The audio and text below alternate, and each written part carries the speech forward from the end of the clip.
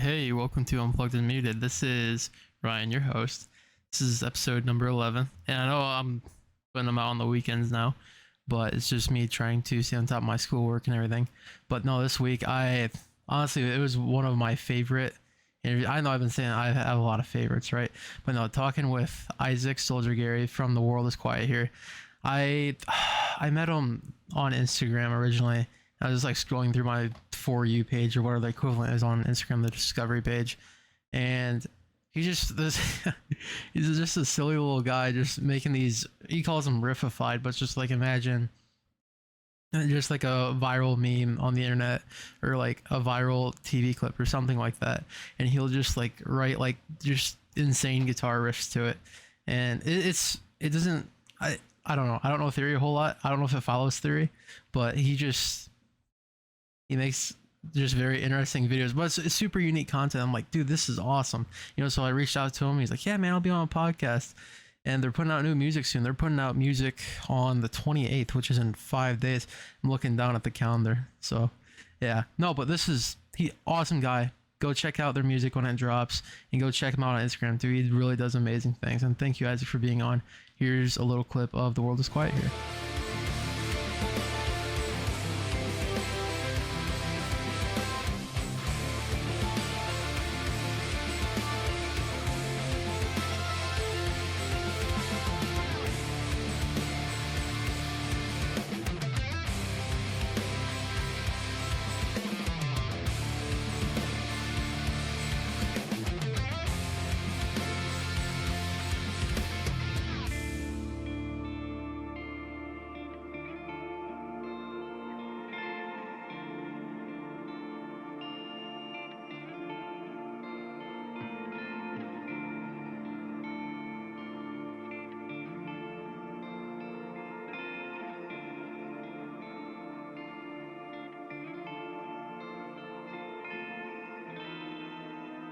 Yeah, no, I think I found you on the Instagram just like search tab because like I follow people like Alex Coates or like other prog metal guitarists. So I'm like, yeah, man. yeah. Oh, So I awesome. think, yeah, he's actually my episode 3 for this podcast because we're from the Oh, same word. hometown. Yeah, yeah. But yeah, I found you on the Instagram search thing, and I'm just like, oh, what's this? This guy's like doing different guitar voiceovers for different clips from like TV shows or movies or viral videos.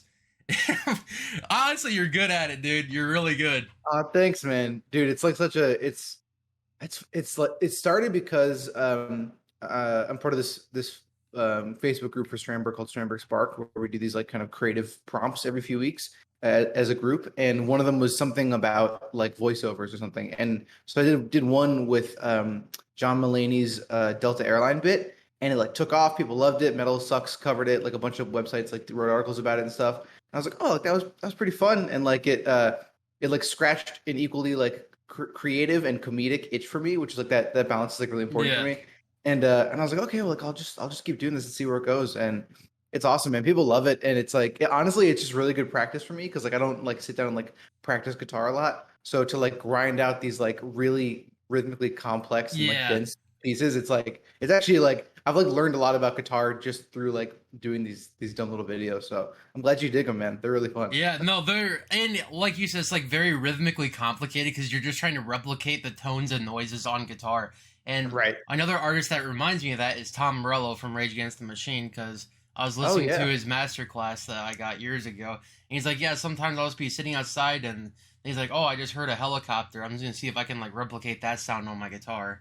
And he's just like Dude, taking a pen and tapping the strings and everything. I'm like, yeah, that's dude. Like everything is music, and it sounds kind of hippy dippy, but like it's really kind of made me realize like just that music and like rhythm and melody are in everything. They're inseparable from like everything. If you have ears, you can pick up rhythm and melody, and so it's like it's sort of like almost finding a puzzle where you like hear, yeah, if you hear like a helicopter digga digga yeah, digga digga digga digga, like the it's a spinning blades rhythm. or whatever, It's like a that's a rhythm. yeah. And so and then turning that into music is like the fun little challenge. So Yeah. yeah, it's in everything. What would you say the hardest one was for you to create on your Instagram page? Oh man, so there's two. So part of what makes Riffified hard is just the length of it. So in more recent videos, if you notice, like they're a lot shorter than they used to be, because I used to like spend like weeks on like 1 minute long clip, and like a minute to a minute and a half like is the Oh maximum that yeah, my brain yeah. can like handle.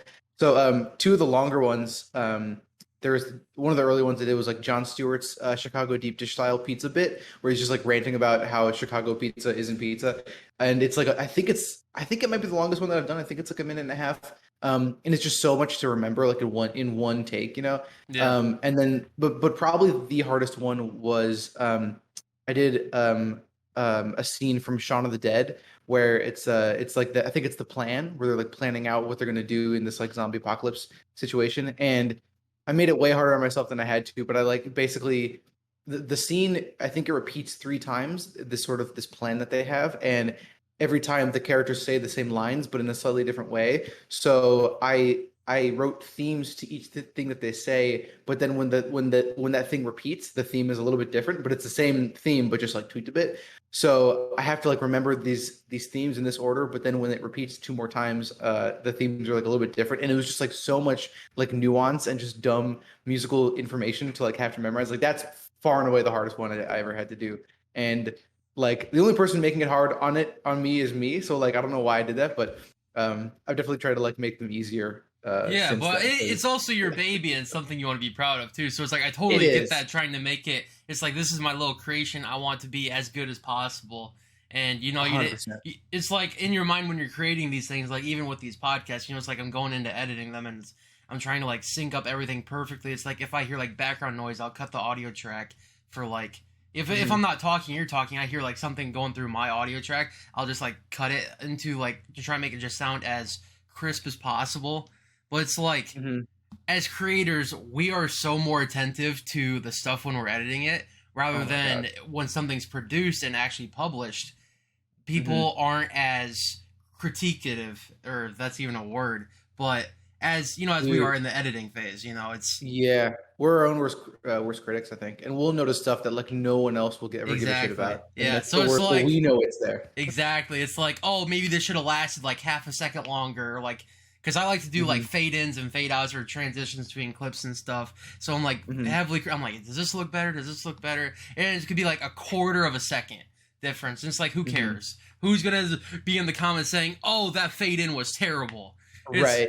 But I think it does, all of that stuff adds up to, even if you're as a viewer, even if you're not like tuned into like editing and like transitions and very small stuff that like you and I are more familiar with, like I think those things do translate to like a feeling for the viewer. So even if they can't like articulate why a video makes them feel a certain way, I do think those things add up in the end. And yeah, also like once your video or your song or whatever it is, once it's done and it's out there, like you can't touch it anymore. So I really believe in like making it as good as you can make it in the beginning or like in the creative process, because once it's out there and it's public, like you can't change anything, so you have to live with it. So I think slaving over art is I don't know, like it's for you, you know. I think like you got to feel good about it, and then that's what makes it that's what lets you want to make more, you know, and like keep it going. So yeah. No, I totally yeah, agree man. with that. I agree with that. It's the creation process is it's like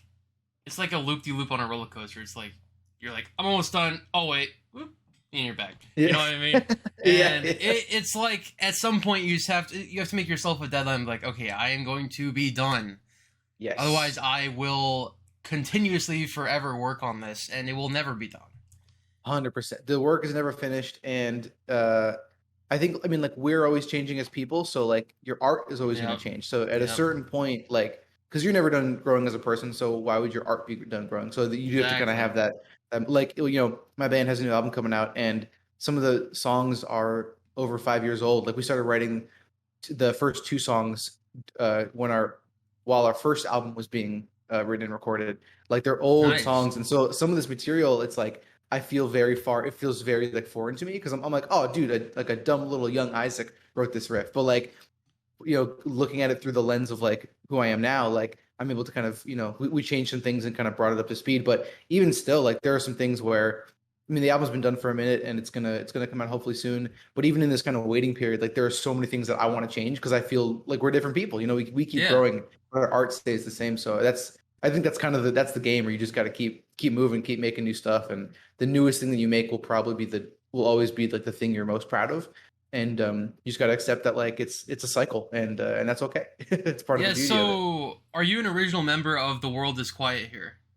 Yes, yeah. So Okay. the band started with myself and our other guitarist Ethan Falloffer. We've been buddies since like sixth grade, and we just started making music in his parents' basement, like when we were just like little kids, and just jamming on guitars and playing on an electronic drum kit.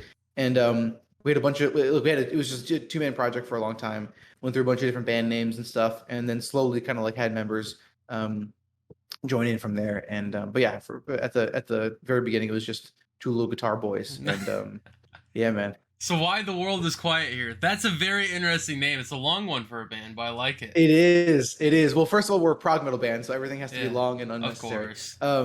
No, but so Ethan's dad, he's a musician. He plays, he's like a folk bluegrass musician. Nice. So good. So he's in a group called the Narrators. If you guys want to check them out, it's just like amazing bluegrass folk kind of indie stuff, really amazing stuff. And I think in one of his songs, he has a lyric that I forget how the whole sentence goes, but he uses the phrase "the world is quiet here" in that song. And Ethan always loved that, and he brought it up to us one day. And it's so funny because like when for a long time it was just Ethan and I, and picking a band name or picking a name for this project was like one of the hardest things ever, because like we were always into kind of conceptual progressive stuff. Our big thing was like storytelling through music, so we always liked conceptual stuff. And so it's like what kind of name can encapsulate the story? And we had a bunch of different stories that we were kind of throwing around and writing music based off of.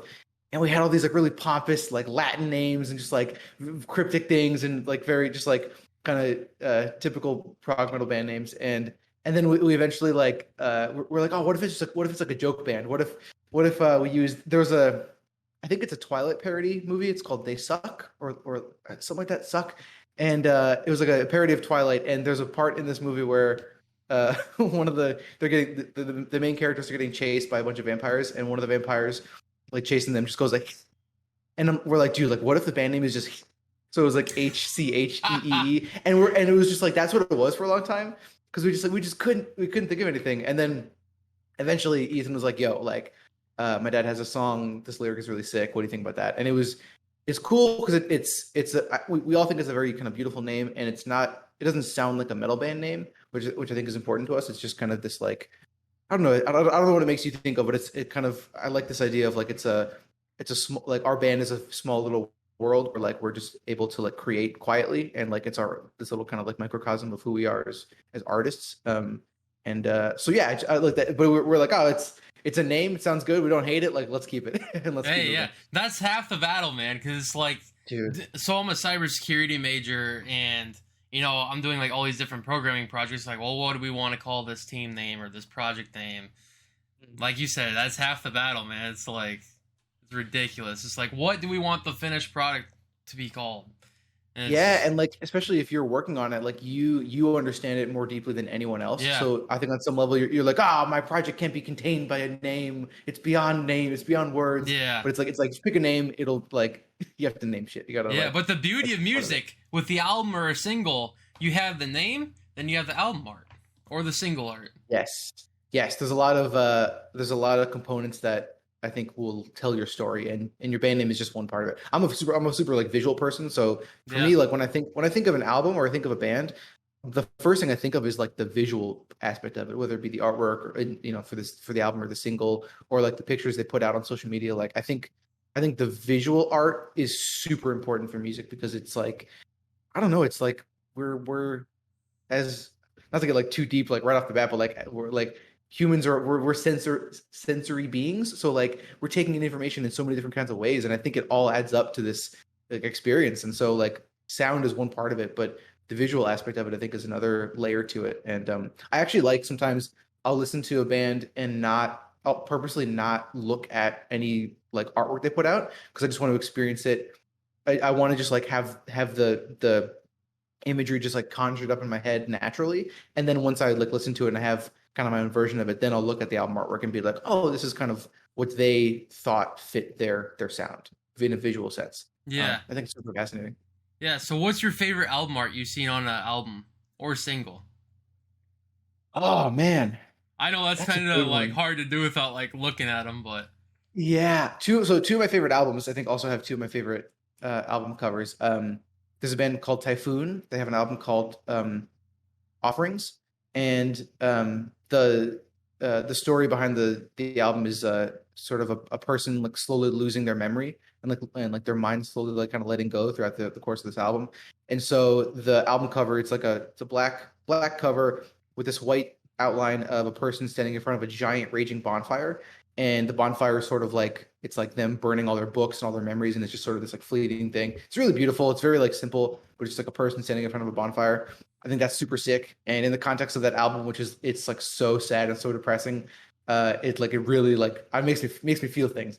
The other album artwork that I love so much is it's the artwork to Igor's Savage Sinusoid, which, if you're familiar with the band, it's just the cover is just a ball of limbs. It's like a ball of like legs and fists, just like tight. yep. And I just love that because honestly, like that this ball of like floating body parts is like what the album sounds like to me. It's so chaotic. They combine Yeah. like death metal, electronic opera. Like Yeah, it's dude, I yeah, know exactly. I as soon as you said Igor, I'm like, I know where this is dude. going. Yeah. It's the best. I love that band is one of my favorite bands of all time. It's so interesting. It just gets my little brain, just little synapses just firing Yeah. with so much stimulation. It's so Yeah. sick. So like as a like I have some guitars over here, but I don't have any like the five headless ones you got behind you. Oh yeah, the I boys. yeah, those are sweet, dude. But so it's Thanks, like man. I'm just a bedroom guitarist. I don't like do it Mm. for like a living, like or that you'd like to do, or just it's a bigger hobby for you. You probably know a lot more theory than I do. Like I know pentatonic minor on the fifth fret as like the root. Okay, Nice. that's what I Hey know. man, Otherwise, I I just play by feel. it's funny. I've talked to a lot of guitarists about the whole kind of like theory concept, and I think at this point in my life, I think it's good to know as much theory as gets you to do the thing that you're trying to do. So like I think some people like anything, I think everything in moderation. And some people like they go hard on theory, they learn everything they can, they're super deep into it, really analytical, and it really like gets them going, but they're not like that musically adept. And not to say like music is not a competition, I think. So like there's no like real true end goal that's consistent across everyone's experience of making art. But like I don't know, just learn as much as you think you need to like get to do the thing that you want to do. And for me, like I love really complex music, so like I think I on some level I really wanted to like have a good sense of theory just to understand what's going on in my favorite bands, and then also as like a tool to write my own music. But at the end of the day, it's just a tool, and it's nice to have some baseline of theory knowledge to like analyze things and kind of know what's going on. Like a lot of times with actually the thing that theory has aided me the most in is like writing riffs for my band, because like Ethan will come to me with a riff and he doesn't know any theory like at all. He's a very like kind of rhythmic guy. He'll just like mouth jam riffs and then like figure it out on the Yeah. guitar and be like, "Yo, what do you think about this?" And so he comes at it from a very rhythmic perspective, and then I'll see what he's doing, and I'll be like, "Oh, dude, okay, let's tweak like two of these notes, and so they kind of fit within this key that I think you're kind of working in." And then maybe from there, I'll look at some of the note choices and be like, "Oh, okay, well, when you do this little shape here, that's sort of implying this kind of chord, and so if we're doing that kind of chord, we can do that." And so it's just you kind of like extrapolate all the information off this very simple kind of starting point, and that's the most useful implication of theory knowledge that like I've come across. But I do like people who just like they're just playing on pentatonic, just ripping some blues scale, dude. Like, God bless. It's amazing. I'm totally in support, man. Definitely not a Yeah. competition. No, it isn't a competition. The problem lies in the fact that I love guitarists like Ollie Steele, John Brown from Monuments. I really wish Ollie Steele Sickos. was. Yeah, I really wish Ollie Steele was still with Monuments, but what a. Yeah, And then it's their funny. original vocalist too. Yeah, dude, Ollie's one of the guitarists that I had talked to about that, because he knows like he's so in touch with theory, but he's such Oh a good yeah, teacher, and he's one of the people for me where I think he like just in seeing his like video material and like his lesson stuff, like he really kind of like took the complex theory stuff and the sort of very practical part of guitar playing, and he really like he knows how to communicate that in a very succinct way. And those kinds of guys I think are doing it right, because it's not too heady, and it's not too it's like it's just there's just enough theory to make it exciting, but you still know what the fuck is going on. yeah, And yeah, yeah, can I curse, by the way? I yeah. forget. You're good. You're I meant good. to ask. You're Okay. good. You're good. I'm not getting sponsored anytime soon. Dick. We're all good. No, but no, the only thing I can play by Monuments is I the Creator. That's it. That's Oh, dude, that that's such a and sick kind song. of Jin. The Menuensis album, Ooh. speaking of album art, that's my favorite album art of all time, the Menuensis one. Dude, it's like a circle, like Yeah. it's like a continual thing. Yeah. So good. Yeah, I actually have that as my desktop background, so on my second monitor I can see it. Nice. So I'm cheating a little bit. But no, it's super sick because it's like they got like two hands. It's like that artwork where it's like the two hands are drawing each other, but then they're Yes. drawing like a city skyline on the outside of it, but then it looks like zombies and birds and monsters or something are rising up in between like the skyscrapers or it's I might- it's crazy. So good. I might be wrong, but I remember when that first came out, I was like, because I had like, the CD and I was like looking at it and I was like analyzing it. And I'm like, oh, it's so beautiful. And I was like, huh, there's like different little scenes on that Yeah. circle. Yeah. And I was like, huh. And I went to the track list and I was like, yo, I think the scenes that are drawn on the artwork line up with the track list. So like every scene is a different song. I think I commented on like some social media post and Brown replied and he was like, yo, dude, like you figured it out. And I was like, what? I think that's like what Really? I think so. Yeah, if you like Wow. look at the track list and look at the album cover and like kind of go scene by scene, I think it kind of like lines up, which is just like blew my mind, dude. I couldn't. I was like, dude, you guys are like insane. You're I love that kind right. of shit. You're Little Easter egg. no way. Because I Like just looked at the top guy in the middle, and I'm like, okay, it looks like he's like a floating god entity of some sort with like stuff Mhm. being created around him. I the Creator, and then I know the last song is I the Destroyer, and Yes. that's like the last thing like to the left of it. So if I go like and like a clock, like I'm reading a clock, like Mhm. 11 would be I the Destroyer, and I'm like, holy cow, Yeah, that's dude. awesome. That's like what my band is really trying to do, and like I think what we like as artists, we just love those little Easter eggs where someone can discover it on their own and then be like, oh my god, and it feels like you solved a little riddle, you know? Yeah, It's like your own little like secret. You're like, oh dude, like, oh, and then I think it creates a level of like, I don't know, like it's deeper than just like cool album artwork. It's like sick. Like I think those little things, those little intentional details, I think really like pay off. And most people won't really give a shit, but like at that, dude, I love that kind of stuff. yeah. favorite. No, it's I mean for like people like you and me, it's like I'm not that adept at doing stuff like that, like finding that thing. I'm like, oh, this is just really neat artwork, and whoever Mhm. did it, they did a really nice job. I mean, even like they have it down to the simplest detail, like whether it be clouds or fumes coming out of some of the things, but it's like the main piece is that center, and Mhm. even that has all these different.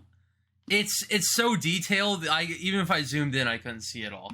I know, dude. I don't know who did the artwork for that, but it's like it's so there's so much going on. That's When you easily zoom out, it's, $1,000. like, Yeah, very- easily Oh. $1,000 piece. I would say at least. definitely. It's definitely. like that's invaluable to me. But yeah, I For would say sure, man. Monuments is one of my favorites. Yeah, I always steal. He's my Mhm. favorite guitarist almost. Him and Nice, Tom man. Morello are really like. I just like Tom Morello because like how his mind works. It's like, how do you write Yeah. like that? Like then using his guitar as like a disc jockey set or something, and with Mhm. Bulls on Parade little DJ solo, whatever you want to call that, and then he's like, oh, if Pretty I unique. just turn down one of my pickup volumes down to 0 and do like this kill switch thing, because I Mhm. don't know if he was the founder of it, but he was one of the ones that popularized that whole technique. For sure, And dude. Guys that like make you wonder how they're making those sounds. Like those are some of the most inspiring guitarists out there because you're like you can't even begin to understand how their brain could even like come up with that. And I think the funny part is like you look at guys like that or guys like Ali and they do these like crazy things that you would never even dream of. And at least for me, like my first thought is like, oh, they know exactly what they're doing. That's a calculated decision. They really like they're a master at this thing. But I think more oftentimes than not, the person who like does that, they're like, oh, it just sounded cool, or like, oh, I made a mistake and I just like kept making that mistake over and over again, and like that's what it ended up being. And so it's funny. I think I tend to like be like, oh, they like spent all this time on it and make it this way more complicated thing than it actually is. But I think a lot of times it's like you just kind of stumble across funny, like fun little techniques or whatever, and then that's it. That's the way it, ends up in the end. But dude, like that stuff is like so inspiring. Yeah. Like guys that like approach the guitar in a very non-guitar kind of way. Like those are some of my favorite players for sure. Yeah, one of my favorites live that did it was Mick Mars from Motley Crue. So they'd have like a guitar solo section and then a drum solo section for Tommy Lee too. And Mick Mars, he just looked at his pedal board, slapped each of the pedals, turned everything to 10, and just like played 10 minutes in chromatic and just abused the crap out of a whammy bar. I'm like, just going nuts. yeah, like it didn't sound good to like a music listener, right? But like to me, I'm like, he's just making a wall of sound up there. Yes. And to me, that's what's cool. Totally. It's like a different thing than like pleasant music, you know. It's like Yeah. it's textural, it's intense, there's so much more stuff going on. Dude, some of my favorite I mean, my favorite guitarist of all time is Alan Holdsworth. And he's, you know, just the king of like fusion and jazz, and so much of what he didn't sound like good by I think kind of regular people's standards, but what he was doing was there's so much more goodness in there than just like pleasing melodies or whatever. And I think that can be that kind of what you're talking about too with like pedal boards and stuff like that can be a turn off for people initially. But I think if you spend time with it, you can kind of really dig into it and realize that there's so much more going on that's worth listening to. Yeah, like it's crazy. It's like, you know, you have theory as like one thing, and that's so involved already as it is. Like, and like there's so many different moving parts you can play with, and then you add effects. Then you're like, holy cow! Like one of the most underused effects in history, the reverse delay. But one band only have I heard use it right, and it was 68. It was their song. I can't remember what song it was, but it was so good, and the whole melody was in a reverse delay, but it was just a chord structure, but it sounded so good, and it was like a really good heart-to-heart song. It was basically just like, you know, we can all fight our wars together, we can all come together as one, and all this stuff. I'm like, I like that. And that's awesome. Yeah, man. It's like the only war we need to fight is the war of hate, and get rid of that. I'm like, that's nice. I'll have to send you that song, dude. Anything we mention here, we can like just keep sending each other stuff. For sure. Oh, dude, I'd love to hear it. Yeah. Awesome. Yeah, no. So, what bands have you seen this year, if you've seen any? Oh, man. Okay. I have a terrible memory, but I think the last show I was at was Entheos, Fallujah, Alluvial, and Vulvodynia at 1720 in Los Angeles. So I'm buzzed with a bunch of the guys in Fallujah and Entheos and Alluvial, and man, that was just like one of the sickest shows I've ever been to. It was almost like a mini NAMM because like all the homies were there, all the bands were hanging out, everyone's like so cool. I was so nervous because like I was friends with a lot of these people, but like I was a fan of their band and their music before we became kind of homies. So meeting them in person for the first time, I'm like we're friends now, but I still love you as like an artist. Like yeah, that was a sick show. Oh my god, what? I don't know, man. I think I saw. I don't think I went to that many shows this year. That was like one of the big like kind of return shows where kind of felt like metal bands were like on tour again. I think Archspire and Entheos was another show that was also at 1720. I think earlier in the year. Not too many shows, but God, that's all I can really think of off the dome. What about you, man? Have you been to like a good amount of shows this year? This year's been my most concerts hit. I went to go see 5 total concerts, and then I got 3 more before the end of the year. So nice. It started off January 9th. I went to I'm from Iowa, so I went to Iowa City to go see Fit for an Autopsy, who was headlining for that show, and then they had Great American Ghost, Enterprise Earth, Signs of the Swarm, and Ingested. And then like 2 local bands. It was a stacked show. Heavy. That's a heavy. It was a really good one. I loved seeing Signs of the Swarm. I saw Signs of the Swarm another time at Iowa City with Lorna Shore, and then they were playing with Distant as well. And hearing, obviously, you got to hear it to the Hellfire, so I have that saved on my phone. That little clip. But no, someone actually got knocked out at that concert in the pit. I'm like, holy cow. Yeah, so everyone's like, hey, Yeah, hold up. Yeah, it's Dude, like, yeah, But that makes sense for those that kind of music. Those people are going hard. it's oh my god, Lorna or no, it was during Distance Set. It was like the first show of the night, well, the first non-local band of the night, and these people are over from the UK. And spoiler alert, I'm gonna cut this out of the podcast, but I'm gonna have them on September 30th. Nice, dude. For a recording. Yeah, I've had Bobby Crow from Signs of the Swarm on. And that's, hell yeah. I don't need to redact that one. His episode is going to be out before this one. Then I've had the home team on, Pop Punk from Seattle. I had Alex Coates on. Then I had Kyle Delview from Doppelganger as well. Nice, man. Yeah, I got everyone. Dude, I got the entire Doppelganger. Yeah, everyone's coming. Yeah, I know it. I'm That's awesome. but no, the home team. They're actually good friends with Jared Dines and Austin Dickey. Oh, nice. So it's like maybe I can just sneak my way up in there. Yeah, man, dude. One day, I know it. I know awesome. it. Yeah. Yeah, but no, yeah, so I saw Fit for an Autopsy, Grey, all that whole band. Then I the Breather also came to Iowa City with us. Sleepwaker. That's personally one of my favorite bands of all time. They're just I don't think I've heard of them. Oh, if you like just the grimiest riffs, like you're just like, how is that? Like it's not. It's just like basically binary, but it's just so rhythmically impressive. You're like, wow. Dude, what are they called? Yeah, Sleepwaker. It's 2 words. Sleepwaker. Yeah, dude, that is one of my favorite bands of all time. But hell yeah, dude. The best part is I can't remember who did it, but it was during Sleepwaker's set, and their lead guitarist, Jason Caudill, was being fed like a chicken strip from the pit. The guy's just like that. He's just doing the nastiest riffs ever while eating chicken. It was awesome.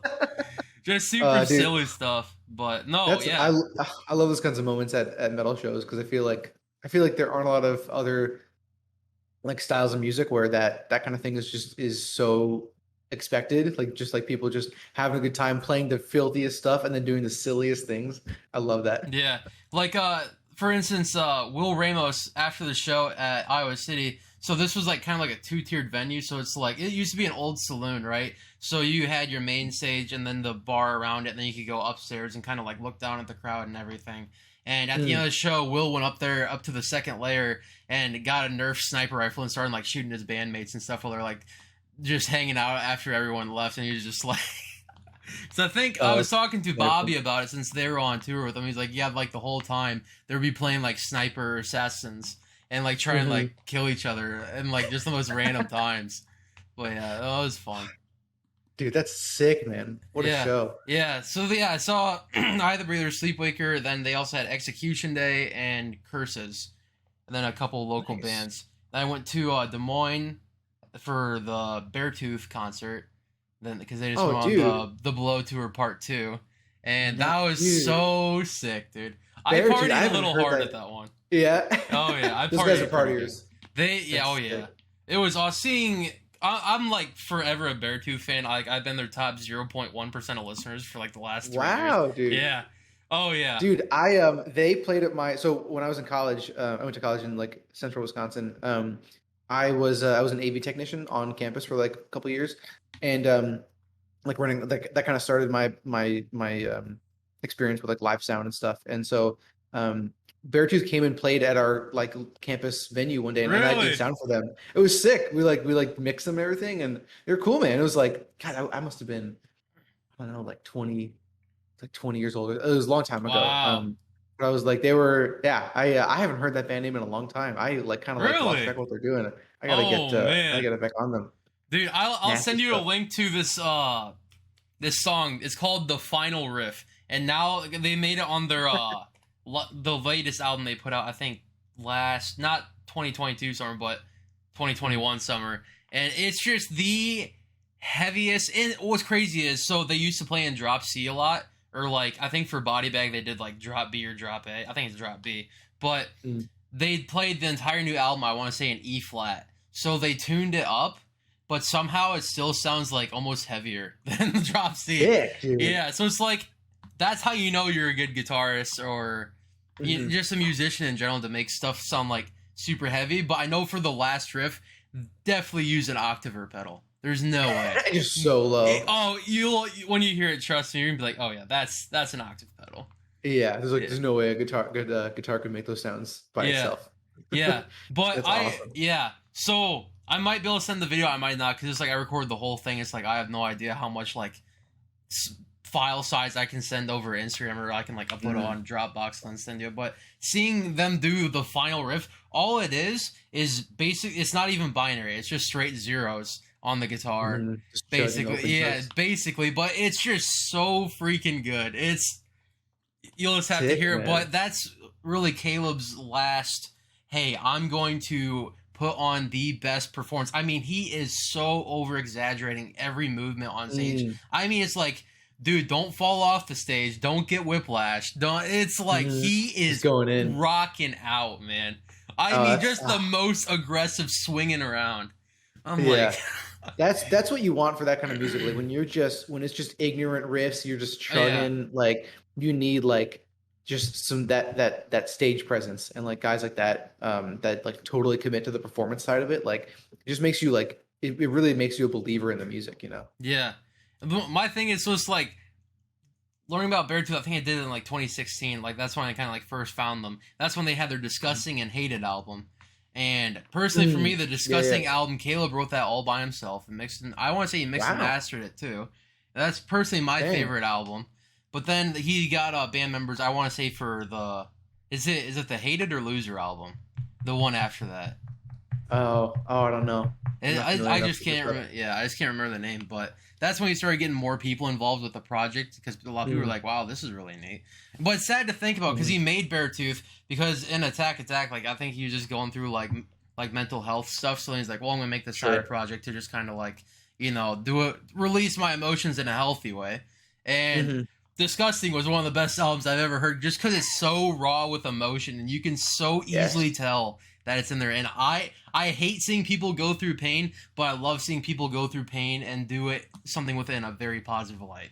That's the beauty of it. Yeah, dude, that's what music is for, man. 100%. I was super into Attack like back in the day, and like that era of like metal, and dude, it's just it's raw, and dude, there's no like overthinking stuff, which I think there's like that's kind of one thing I think I miss, being primarily like kind of like if I were to classify myself as like a prog guitarist or whatever, or like doing more I don't know, complex kind of heady stuff. Like I love it, and it does a lot for me, but there in that style of music there can sometimes be a loss of just like raw emotion, because they're so deep into the theory sides of things, and really like composing and making a song like just so. And sometimes like you just fucking chug it out, dude. Just chug and scream and like let loose, and like that can be more powerful than overworking an idea. And like bands like that, I mean, they do it perfectly. Yeah. No, I think Beartooth first album knocked out of the park. Their newest one is not as like super heavy as like, it's just the he's doing better now. Great for him. But it's just like you lose that emotional not performance, but in the studio it's like, I mean, sure, he's like, you still have bad days and everything, so it's like, oh, I'm gonna go record today, right? But it's just not as bad or good, however you want to look at it, as when it was at the all-time high. For sure. But that's life, and you're always, like you said, you're always changing as a person, whether it be for better or for worse, or you're just flatlining whatever. I don't know. I don't know where I was going with that. No, dude, I mean, I totally agree. And like with like, I think big highs and big lows produce really big outcomes. And when I was a teenager and I was super into like the bands that I really like that really got me into metal. Like I was a punk kid early on, so like I loved like Green Day. Oh yeah, Green Day was awesome. Dude, Dookie came out on the same day that I was born, February 1st, 94. So it was like two little Dookies entering the world on the same day, and it was just raw. It was fun. It was energetic, and then they were my favorite band for a long time. And then I got into like more kind of emo stuff, like My Chemical Romance, and like they were a huge band for me, and just pop punk in general. And but then slowly got kind of heavier and heavier. And I remember the first time I heard Between the Bear to Me, which is like one of my favorite bands of all time. Yeah. I did not like it because I didn't get the screaming. There's too much weirdness going on, and I'm like, this is like, there's not like, I don't like hate my like there wasn't like a rage to it. It was just more like, it was more calculated, and I couldn't really understand that at that point. But the more I kind of listened to it, the more I got into it, and the more I kind of like understood what they were doing. And but like So being being a hormonal teenager, like I definitely had those very like strong, like big Yeah. highs, big lows, big emotions, and that was the kind of music that I was writing back in the day. But like kind of growing out of that and like maturing to a certain extent, I think I haven't made music that has been the product of like a very strong emotions in a long time. Because for at least for my band, like we write based off this like story, this concept that we're working on.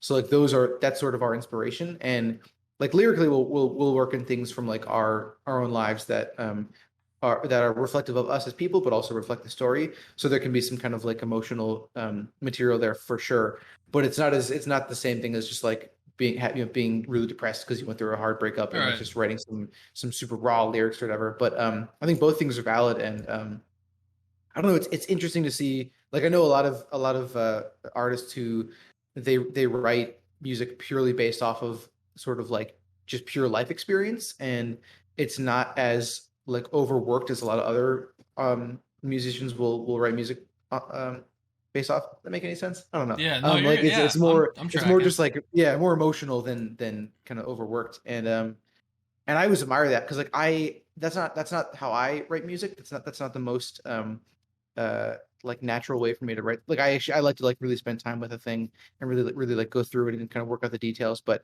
sometimes you just gotta like just pump out a song that's really emotional, and it can be way more moving and way more impactful than anything that you spend like too much time. I really believe in like just like moving through your art. Like don't like work on it to a certain extent, but then there is that point where you just gotta like say that it's done, have a deadline, and then just like put it out and move on to the next thing. And that's sort of the beauty of like guys like Caleb and Beartooth and like heavy bands like that, where it's it's dialed in, it's locked in, it feels really good, but you can tell that they didn't like spend so much time on it that it like lost its teeth, so to speak. Yeah. Nice pun. Nice pun. Ah. No, I like it. No, I agree with what you say. It's like with emotion, you get a different style of music than you do if you're just like trying to make a song. You know, it's like with the story or emotion, you go through a breakup or you lose a friend or whatever. Mm. It's you're like, I want to turn this negativity into something positive, but then when you're just trying to make a song, you're like, it's like playing Minecraft with music. It's like, what can I do with all these tools to build something awesome, right? Yeah, and emotion is having a very emotional framework for a song. I think it's very like organic for most people because like we all experience strong emotions Yeah. all the time. So it's like that's a good starting point for most people. But then yeah, like kind of knowing what tools you have at your disposal to like make a song more complex or like do more with it. I think is for me that's where it gets really fun. But a lot of people just they don't want that. They want to just like play like dude, like when I was super into Green Day, all I knew were power chords Oh and yeah. I'm like, oh my God, I can just move this shape wherever I want and just like be mad and like that's music. Like hell yeah. It's like super appealing. It's very fun. Um there's no like thought really. It's kind of just like pure flow state and that's as valid as anything else. Super. I actually like it's funny when I just moved um to Minneapolis and I drove here from LA and I had this You're in I made this Minneapolis now. giant Nice. yeah man back in the Midwest boys. Actually I went through Midwest. part of Iowa. It was like so sick. Nice. Beautiful like What do beautiful you take? drive. Do you take 30?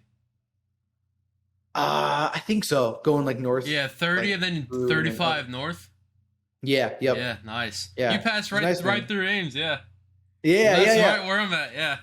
Oh, sick, dude. Yeah, Yeah. yeah. I mean, I'm from Wisconsin originally, so it's like the Nice. Midwest is like kind of where home is. Nice.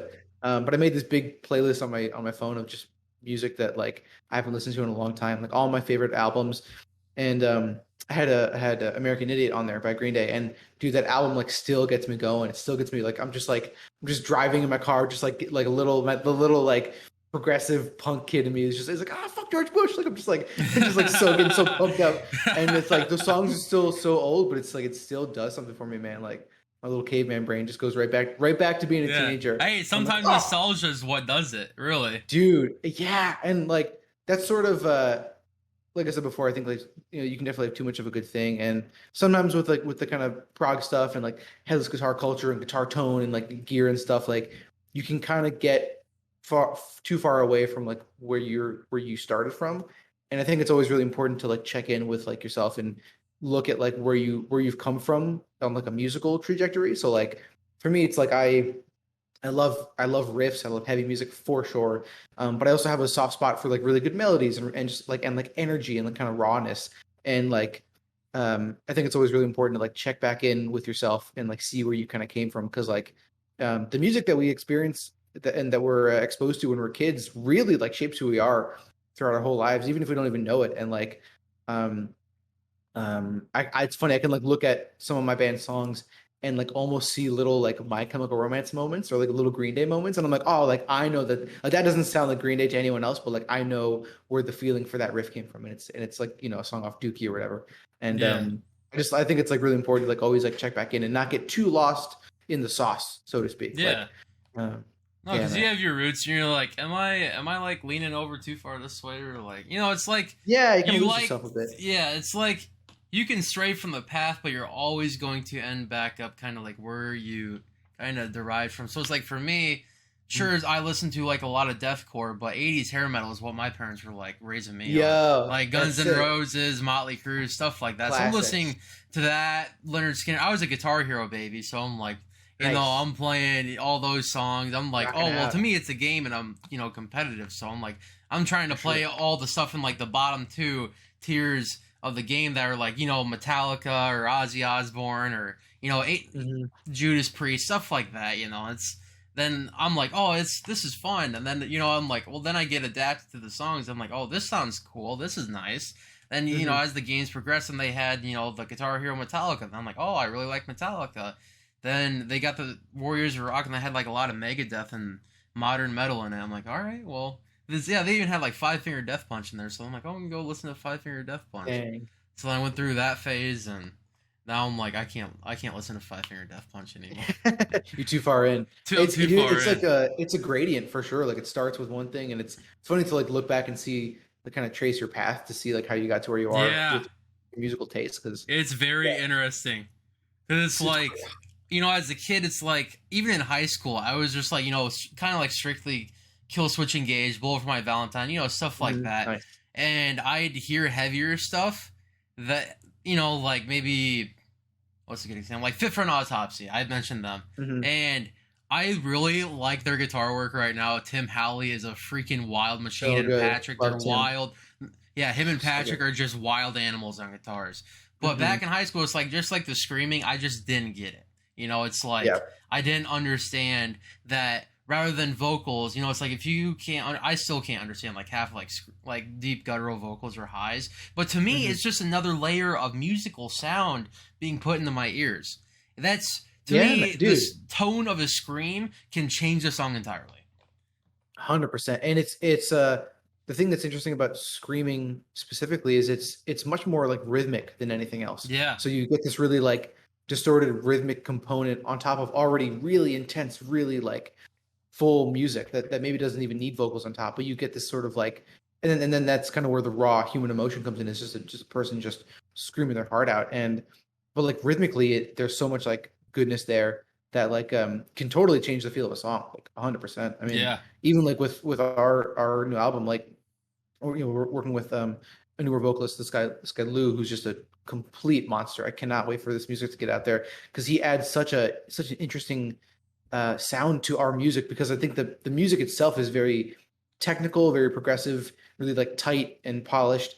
And but he adds this like really like raw, varied, operatic kind of style, and he can scream and he can do like any kind of scream, any kind of vocal style. Has this amazing range. Can like Nice. go as low as like a toilet flushing. It's like it's so nasty, and it's like That's it awesome. totally changes the way. Like it's so funny. I feel like when I don't know how other bands do it, but like for us, a lot of the music is Ethan and I writing it and writing the actual songs. And then once the songs are done, then vocals are lyrics are written for the vocals, and then vocals get recorded on top of that. But the song for like a good 75% of its life is just instrumental. So we always like love when we hear vocals on it for the first time, because it changes the song entirely. And it's funny because like we'll work on these songs for like years and years and years, and then we'll be so sick of them. We're like, we know the material like way in way more depth than we want. We're like kind of over it at that point.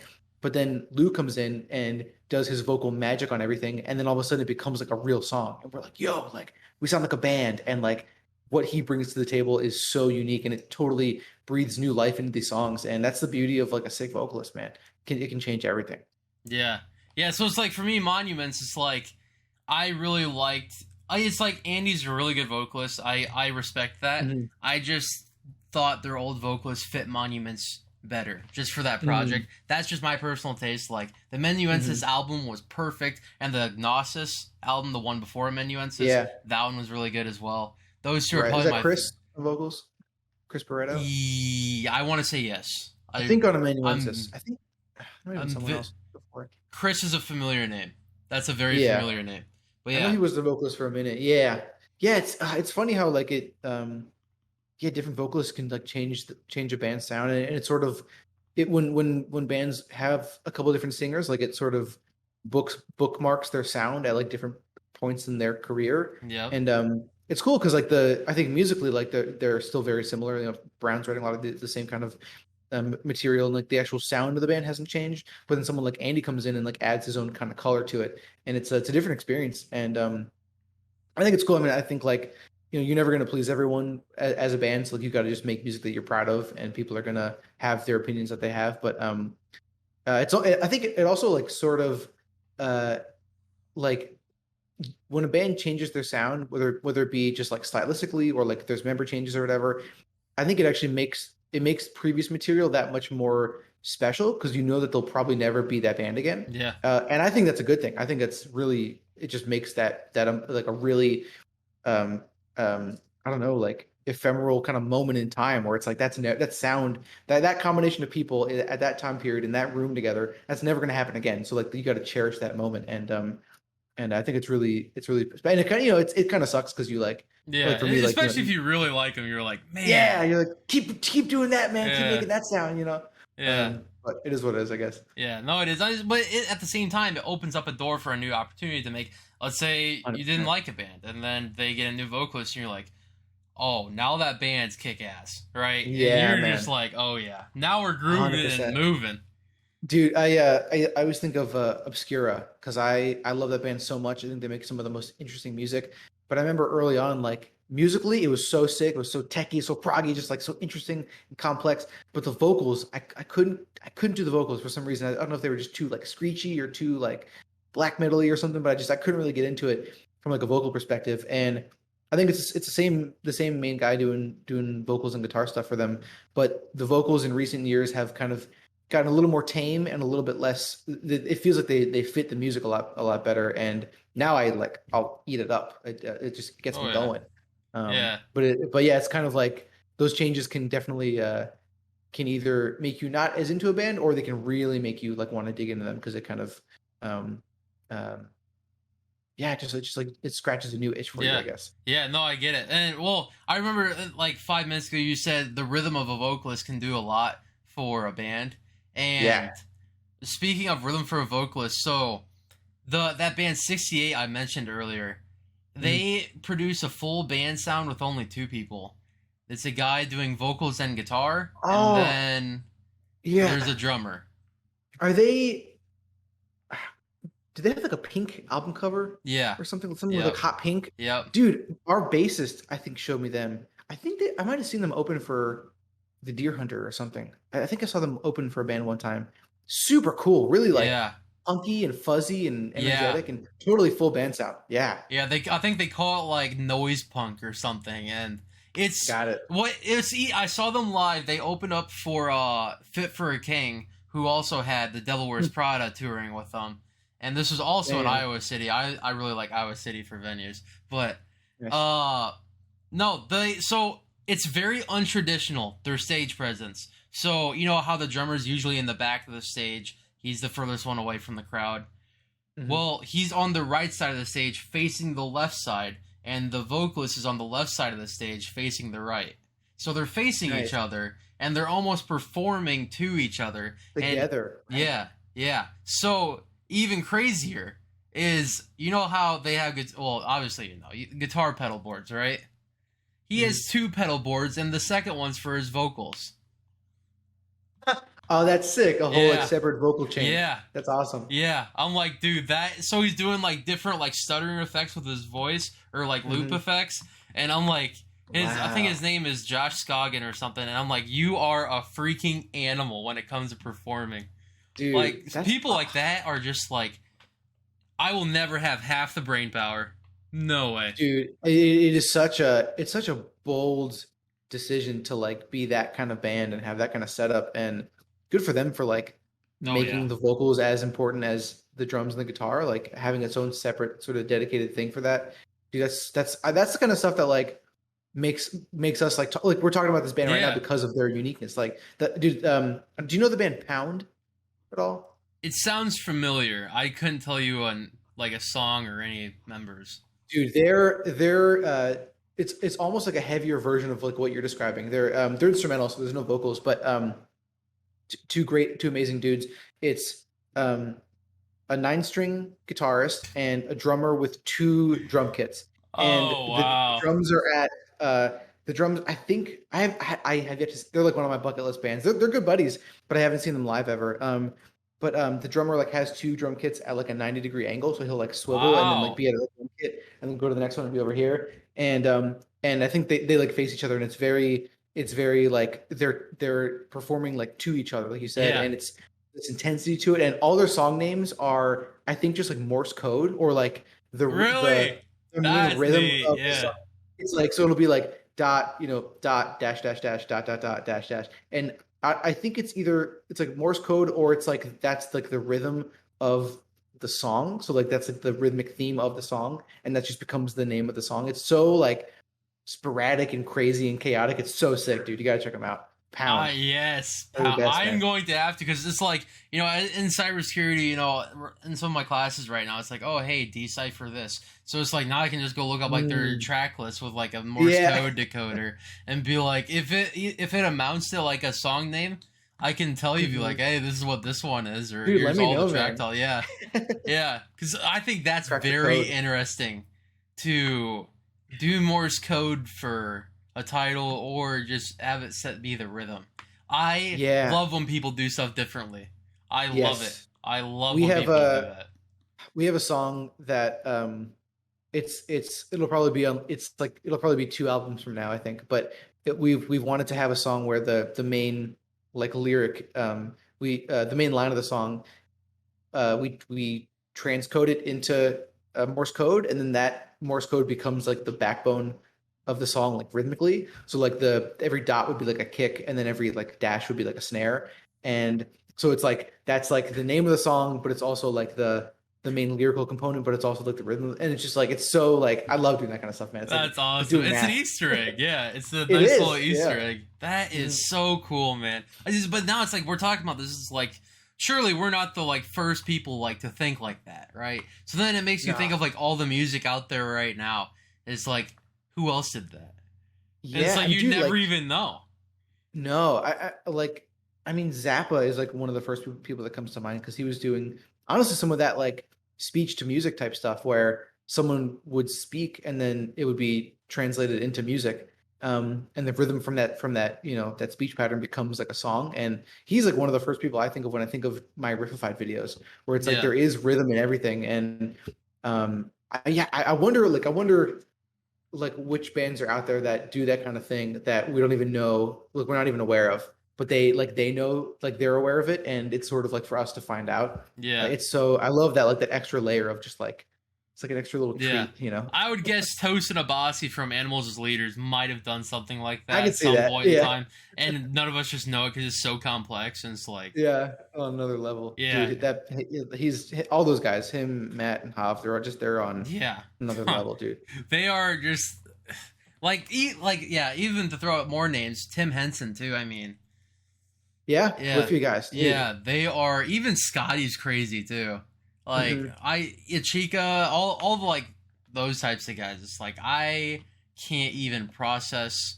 I'm running on like a V4 engine. They're running on like stuff that's not even in the market yet. I'm like, all Yeah, right, dude, it's funny because like those kinds of guys I think are really pushing the genre forward. And like, dude, Polyphia is they're probably the most popular instrumental yeah, like progressive guitar based band now, like for sure. And it's like they're making instrumental guitar based music, and they're as popular as they are. Like they're doing something right. And I think for them, like they really pulled from a lot of kind of like more mainstream influences of like Yeah. trap and hip hop and pop, but they fused it with their sound, and it's super cool. It's like it's it takes the complexities of instrumental guitar music and fuses it with like tons of melodies, tons of like really I don't know, catchy Yeah. components, and they're really like they're doing a lot for the style, and yeah, same thing with like guys like Ichika Nito, like just absolute monsters, and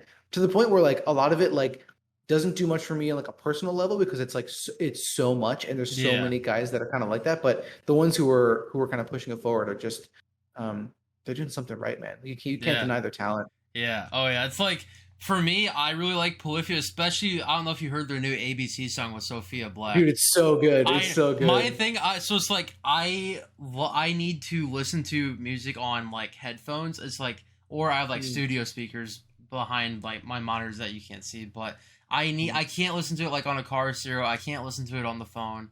Well, it's like I sure. need as good as quality as I can get because I like Love appreciating the that. mix, the masters, the levels, everything. And that Yeah. ABC song, I don't know who mixed and mastered it, but that is so crisp. That is one of the Yeah. nicest songs I've heard in a long time. That's awesome. Dude, there's so much going on. There's so many Yeah. like layers and textures. I don't know how they even approached it with her vocals on top of those Yeah. crazy guitar parts. Like, what a banger, man. Yeah, when she's doing the super fast A through Z part, I'm not even trying to replicate it. I'm gonna Just butcher saying the crap. just saying the whole alphabet Yeah, like, it's like five shoot, times in it's the song. 3-4 seconds, and then Tim's doing like this crazy And descending mhm, chromatic type deal. I'm like, wow, yep. that was Yeah, neat. what a bold song. And I feel like I think most people really had a really positive reaction to that song. I did see some negative comments where people are like, "Oh, like lose the vocals, like let's get like an instrumental version." But I think the vocals worked really well, and Yeah, it's I sort think of they did like too. yeah, and it's sort like that kind of stuff, like those sorts of um big moves in music. I think Tosin is a great example of someone who like is always pushing the envelope. Like even if it doesn't hit right away in like the zeitgeist of music fans, like it's still on some level it gives permission to other guitarists and other musicians to like that's okay to do. And I think a song like ABC, like where it's like Oh crazy yeah, guitar parts with poppy crazy like vocals that are also really yeah. crazy. It's sort of like it's like wow, like well that's been done now. So like now where else can we take those components in music? And it's sort of just like it like gives people permission. So even if you don't like love it necessarily, I think it's really important for just music as a whole. And I go back to guys like Alan Holdsworth, where at the time, like I don't think people realized how much of a genius he was, but like now we're sort of realizing it, and Yeah, it's like, it. I think it's sometimes more important to push the envelope and be make an uncomfortable thing that is not popular right away, because I think it down the road, I think it'll kind of speak for itself. that's the beauty Um, of art, really. It's yeah, like man. after you die, it's like just because you're gone doesn't mean your art's gone. Like the No, stuff the you legacy create is lives still on, there. Yeah, and it's yours. It's like your art. I think speaks for who you were. Like say you were a yeah. genius of your time, but then you died, and then people discovered what a genius you were. Like you can look back and be like, wow, like that person was amazing. But it also think of how many people like your true art, like art. Think of how many people were influenced by art that you believed was true, and like um I like I so I heard about Alan Holdsworth from Misha from Periphery. Like he shared Really. some album of his, and I was like, oh, who's this Holdsworth guy? And I watched some of these old like REH videos of him just playing just the most mind bending stuff, and I'm like I don't know if I like this, but I want to hear more of it. And now I see his tendencies in so many other guitarists, and myself included.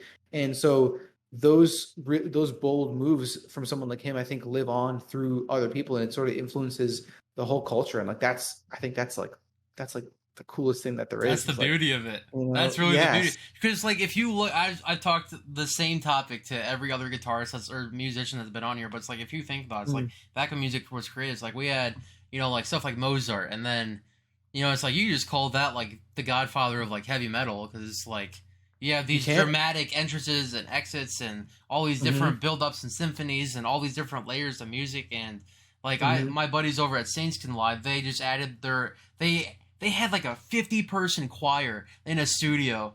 It's ridiculous that they're building like, you know, an actual choir rather than just using samples already created, or, you know, just having a couple people do it, different layers of harmonies and stuff. And being able to see kind of older techniques used in modern music, I think that's so freaking awesome. It's so cool because you like that's like the reason I love progressive music is like there's no rules. Like you can do whatever you want in a band like Igor, especially like they take it's like every style of music just crammed into this like orb, and like that's their sound, and it's like that's that like it's pure expression. Like there's no sorts of rules behind it, and I just love like just like it's cool to like learn enough to know what the rules are, and then to hell with the rules, like break them all, like and I think that's the beauty of like of progressive music and like and the kind of metal that we're into, where it's like there's just you can just do whatever you want, and you can trace back certain influences and see like a neoclassical, you know, harpsichord moment, and like that's all of a sudden you think of like Mozart or Beethoven or like those high, you know, high level composers, and then you look at like some disgusting guttural situation and think of like some nasty modern metal band, and it's like those things can coexist, and I think they should coexist, and I love it's like it's almost like funny. It's like this like juxtaposition of like insane genres that can just be in the same song together, like seconds apart, and it's just like interesting, and yeah, man, I love that shit. No, I like to think of Igor as like Shark Tank, and the guy presenting his business or project is like, so I have the most insane idea. I know you guys are gonna say no. It's never gonna work. And he just goes off Shark Tank, tells him to go fuck off and do it. He does it anyways. And it works. It somehow, by an act of God, works. It just, if people love it's so impressive. First time hearing it, I'm just sitting in my chair like, I don't even know where you're going with it. It's like, because in most music, you can kind of predict where a song's going to go. Like, I'm like, oh, we're going to have in chorus in 3, 2, 1. Aha, there's a chorus, right? Igor, no. You aren't guessing anything. It's like there's so slight structure to it. Yeah, and in a world where music is so like saturated, like I think that's kind of why they get me as excited as they do, is because they're doing something that no one else is doing, and even if it's weird and abrasive and it like kind of hurts to listen to sometimes, like it just keeps you on your toes. It keeps you guessing. You never know what's going to come next, and I think like part of what's really appealing about metal is sort of like an athletic nature to it, where it's really fast technical guitar parts, really demanding music. And I think as metal fans, we like that intensity. And if someone can play really intense music in a very controlled and natural way, we sort of like bow down to them because like it's like, oh, that's a person who like put in the time to like play guitar really well or like get really good at their instrument. And even a band like Igor, where there's really intense guitars, really intense vocals and drums, like that kind of like athletic thing, from like a production standpoint and like a composing standpoint, there's also so much skill that has to go into that. And I think they have a song called, I think it's called Robert, off of Savage Sinusoid. And I think it just starts with like sheets of metal being like bent and like banged on. And it's very like boom, boom, boom, boom, boom, boom, boom, boom. And it's like, it sounds almost like a steel drum, but it's all fucky and just like crazy. And I know that it's like sampling, and they took some samples of like a sheet of like metal that you like shake to get like thunder sounds. Like you take that and like edit the hell out of it and like turn it into something else. And that to me is like pure skill. And it's like, dude, like these guys are like on another level where they're like thinking of like sound design on that level. That to me is just like so impressive. And I can't help but want to listen to more of that. 'Cause it's like, dude, like there's so much like effort that went into this, that they really cared about the music. And it's not weird for weirdness sake. It's like weird, but there's so much skill that goes into it that I love. Like I love when bands can fuse those things together. Yeah, there's this guy on YouTube. I cannot remember his name for the life of me, but he doesn't do metal, but he does like dubstep creation and stuff. And I want to say he literally has the almost exact same mic as me. It's a Blue Yeti, but he finds different sounds and makes kind of like a whole sound out of one sound sample that he records on his microphone. And damn, he makes like a whole beat. Like I swear, he made a song out of the sound of his toilet flushing. I love that. Yeah, so it's like just figuring out. It's like, how can I use all these different things with a DI sample into all these effects and processors to make it a song? And Right. it's not like he's making a bad song either, or just something with the rhythm. Like it's actually sounding Dude, when it halfway. goes, Yeah. yeah. Oh, it's all dubstep, so it's like you have just like kind of like metal. It's like you kind of have a free will with writing. It's like you can add Mhm. different kinds of like ad libs and stuff, and I really like it when people kind of like take like a comedy effect to it, like that band Sleepwaker I was talking about. My Mhm. favorite song by them by far is called Candlemaker, and their drummer Mhm. Frankie Mish said, "Hey, we're writing a nasty breakdown," to one of his high school classmates that was in choir. She's a girl, whatever, and I need you to sing in a nice. I'm terrible with the different layers or different tonalities. What is what's the highest one? Alto or Soprano, I think. soprano? It was like soprano or one below that, singing "This Little Light of Mine, I'm Gonna Let It Shine," and it Over the has like, a breakdown. over the pre-breakdown. And the next Dude. thing you know, after one or two measures goes by, then you have the lo-fi binary on the guitars in Mhm. the background, and then obviously you're gonna cut in, you're gonna take the lo-fi filter off and do the real riff, and it's just their Mhm. vocalist Hunter Courtwright doing a nasty scream, just going That's right so in, sick. like I'm not. He screams, "I'm not doing fine," like yeah, it was awesome. Just Man, dude, they are really. killer That's awesome, band, dude. man. I love when bands like there's such high contrast in such a short amount of time from like very vulnerable, Yeah, delicate, this little out of mind, and then just the nastiest, heaviest thing you've ever heard. Like, dude, I think like pre-breakdowns are like big, such good like very opportunities big. for. Yeah, Yeah, dude. I the one I always think about is like Unveil of Maya's what's the album after Id, the green cover with a couple eyes on it. I think 2020. I can't remember what it's called. But like there's let me the look. I'll pull it up while you're talking. they took like the meme of a guy who was like making fun of them and like periphery, and it was like all they he was like the line is like all they have is just bueno bueno Are you talking? Oh, that's Outsider. Um, oh crap! I'm trying to what pull is it? that. Yeah, Punisher? I think it's no, Eclipse. Is that the yeah, one? Eclipse is the album. Yeah, Okay, Eclipse is okay, the album. I think the song is Punisher. Yeah, and it's okay. like they took the sample of this dude, like a YouTube video that the dude's like making fun of that style of music, and the riff that he's just like mouth jamming, like making fun of them, turns into the riff for the breakdown. And That's it's awesome. so fun. It's just fun. Like it's just like Yeah, so tongue in cheek. Like it's such a good opportunity to like just have some fun. I don't know yeah. before the song gets heavy. Yeah, I love no, that dude, I shit. totally agree with that. And I actually had a local band from the Quad Cities, my hometown, and Alex's hometown too, Mm, from Doppelganger. They're called the nice. Empty Graves, and they just put out a song called Witch Hunt. It was they were telling me on their podcast episode, this is gonna be next week, how it was based off of it was just a response to the Roe versus Wade overturning. Not to get political, but they're Mm, like, oh, we're just gonna make a song called Witch Hunt, and mm, their breakdown was their pre-breakdown. They did a DI just like we're talking on the mic right here, and mm. their guitars were like, wait, what if we do something like Dan Arrow, Dan Arrow, and it's like the vocals like, isn't that just like Rage Against the Machine's like, yeah, but like way heavier, and then they cut That's into good. it, yeah, That's go. I love yeah, that. and it was a one take Holy thing, shit. and I don't know why they were recording, but it was a one take thing, and then they just put it in the track to see how it sounded. And first Mhm. try it matched up with the metronome, and the like him Amazing. voicing the breakdown just lined up with the vocals. Like, oh, we're gonna keep it in there, and it sounds Dude, so sick. that's awesome. Yeah, they're really cool guys. I'll have to. Yeah, Yeah, I I'm need to just go gonna and make. Let's just make a list to send to each other. Like you have all these please, prog dude. metal bands. Just showing. It's Hell like yeah. after this, I can make like a Spotify list, and you can send me all kinds of stuff too. Amazing. We'll do a Yeah. little tradesies. I'm gonna Oh write. yeah. I need to get more into Doppelganger as well. Those guys are sick. Yeah. Alex sent me the self-titled album tabs, all of them. Sick. Yeah, and I look The at it and I'm riffs. like, I got a 7 string, but I can't play it like you can. He's Start doing slow. crazy Start stuff. slow. I know it. I need to Yeah. just cut it at 50% speed and tell myself Yes. I got it. That's the Yep. key factor. 50% can't do that. Cut it down to 40.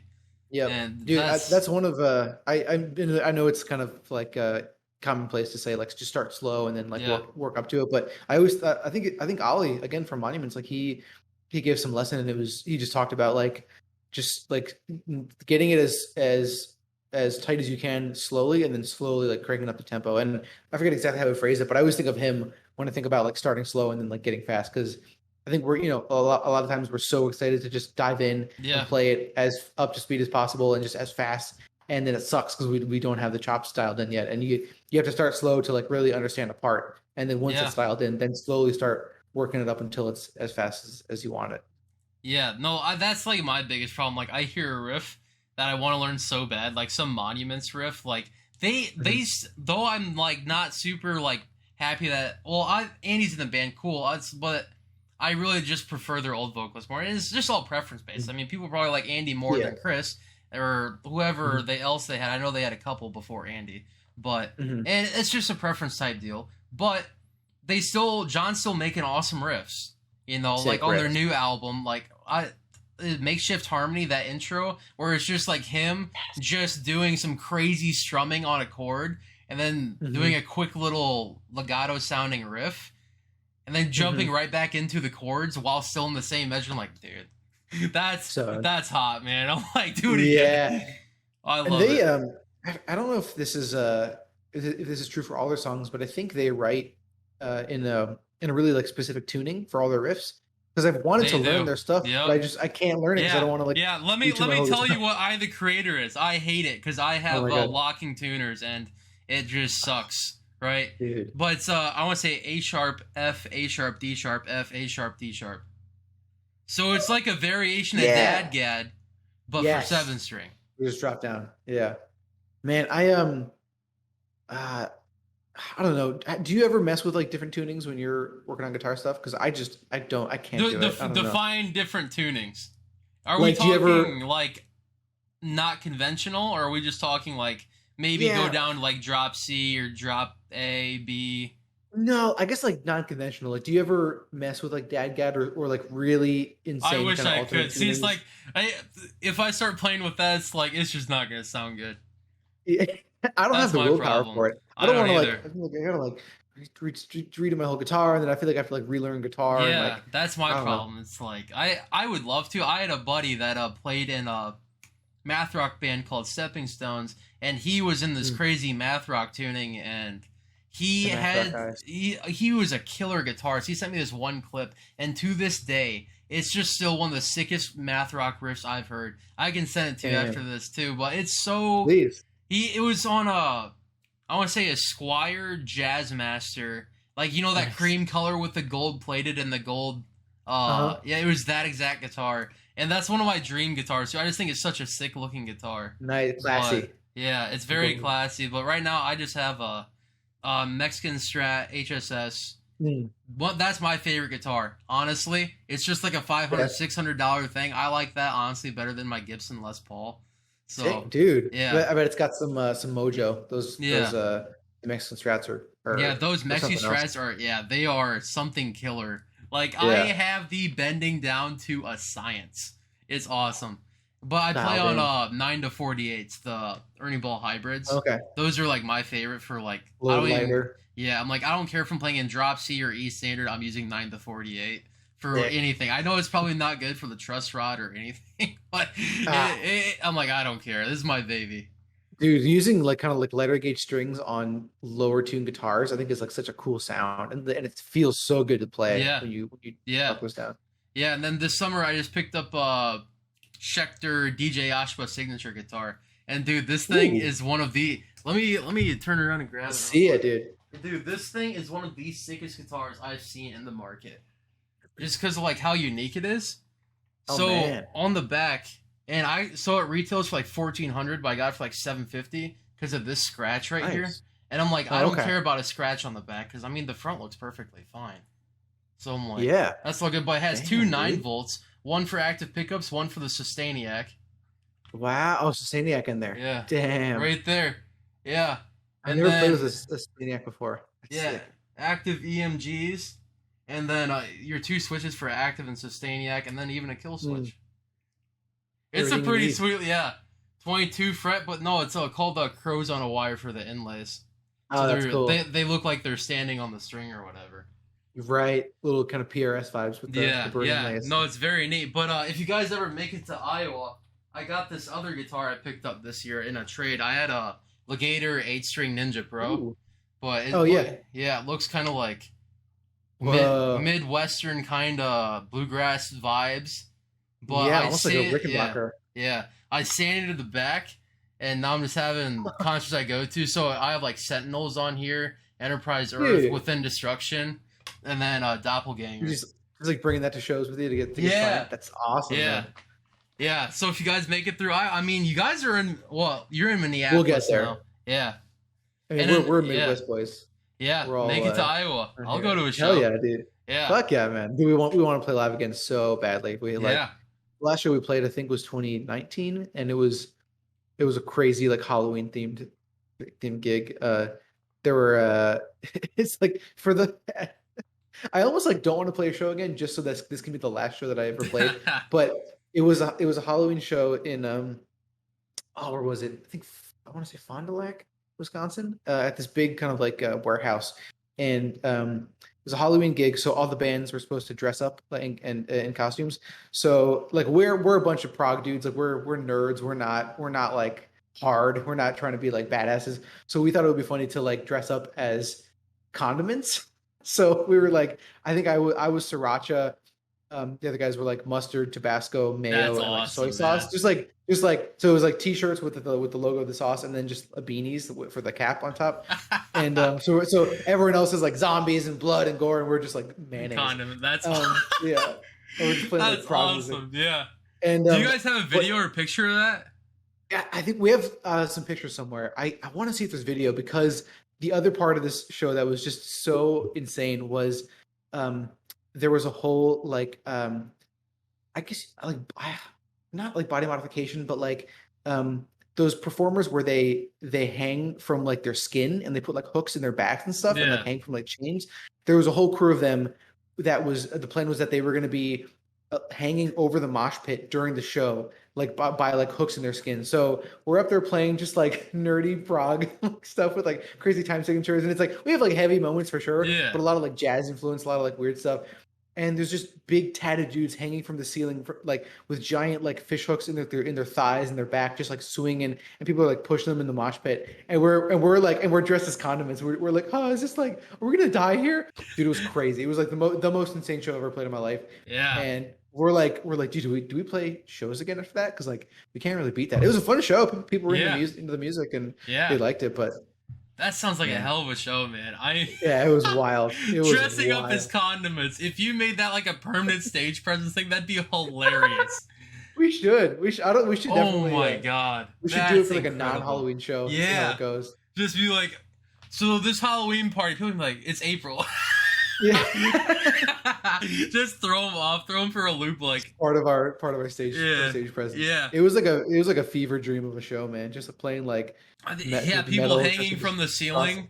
Yeah. Oh my god. It was and they were cool as shit. They were like awesome, and they like the right off to the stage where like Loden was they had like two tables where they would like lay down and get hooked up, like literally hooked up, and then they'd be like ready. So it had like a whole system for it. But it's like we just look over and there's people just getting like hooks in their skin and big chains up to the ceiling, and it was a trip for sure. And that then we're just there. Sounds incredible, dude. Yeah. Wow, oh my gosh. I wish I could have been there and saw that. Dude. It was one of those shows where like we didn't know what to expect. We just got invited to play, and we're like, oh yeah, sounds cool, Halloween, like let's go.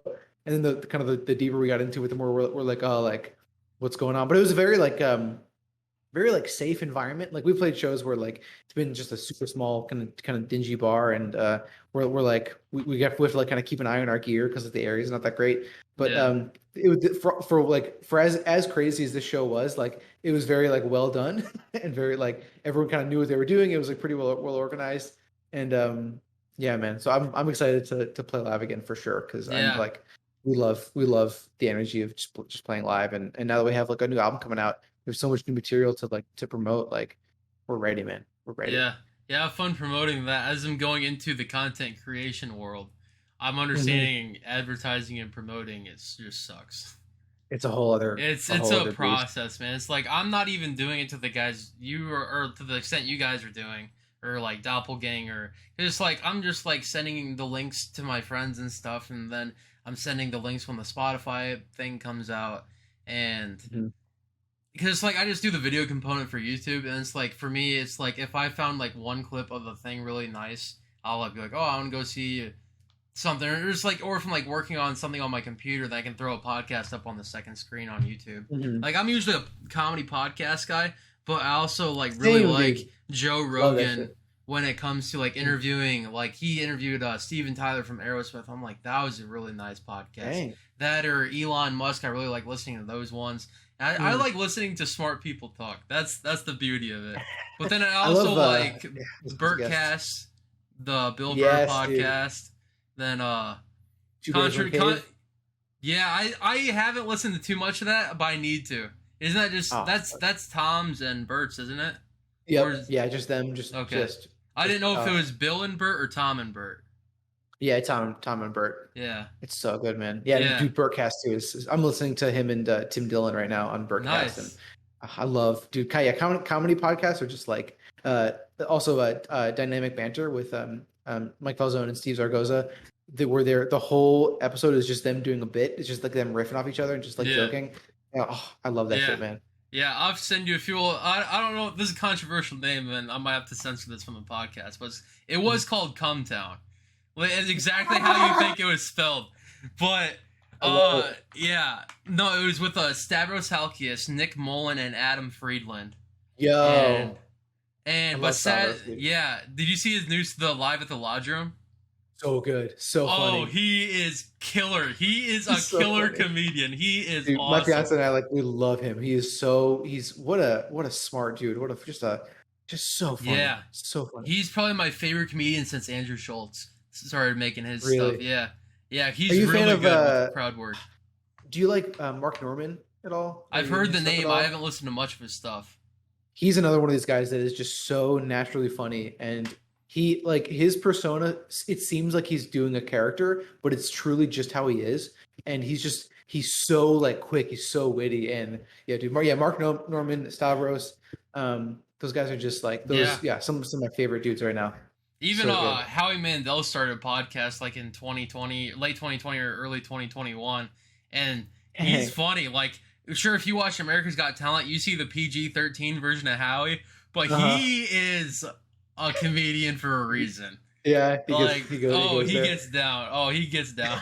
It's awesome. He has this bit about how he somehow convinced the guy he was going to tour with for comedy to wear a dress on a plane because they didn't have enough money to buy two separate tickets, so they had to get the couples package. Oh my god. Yeah. It was awesome.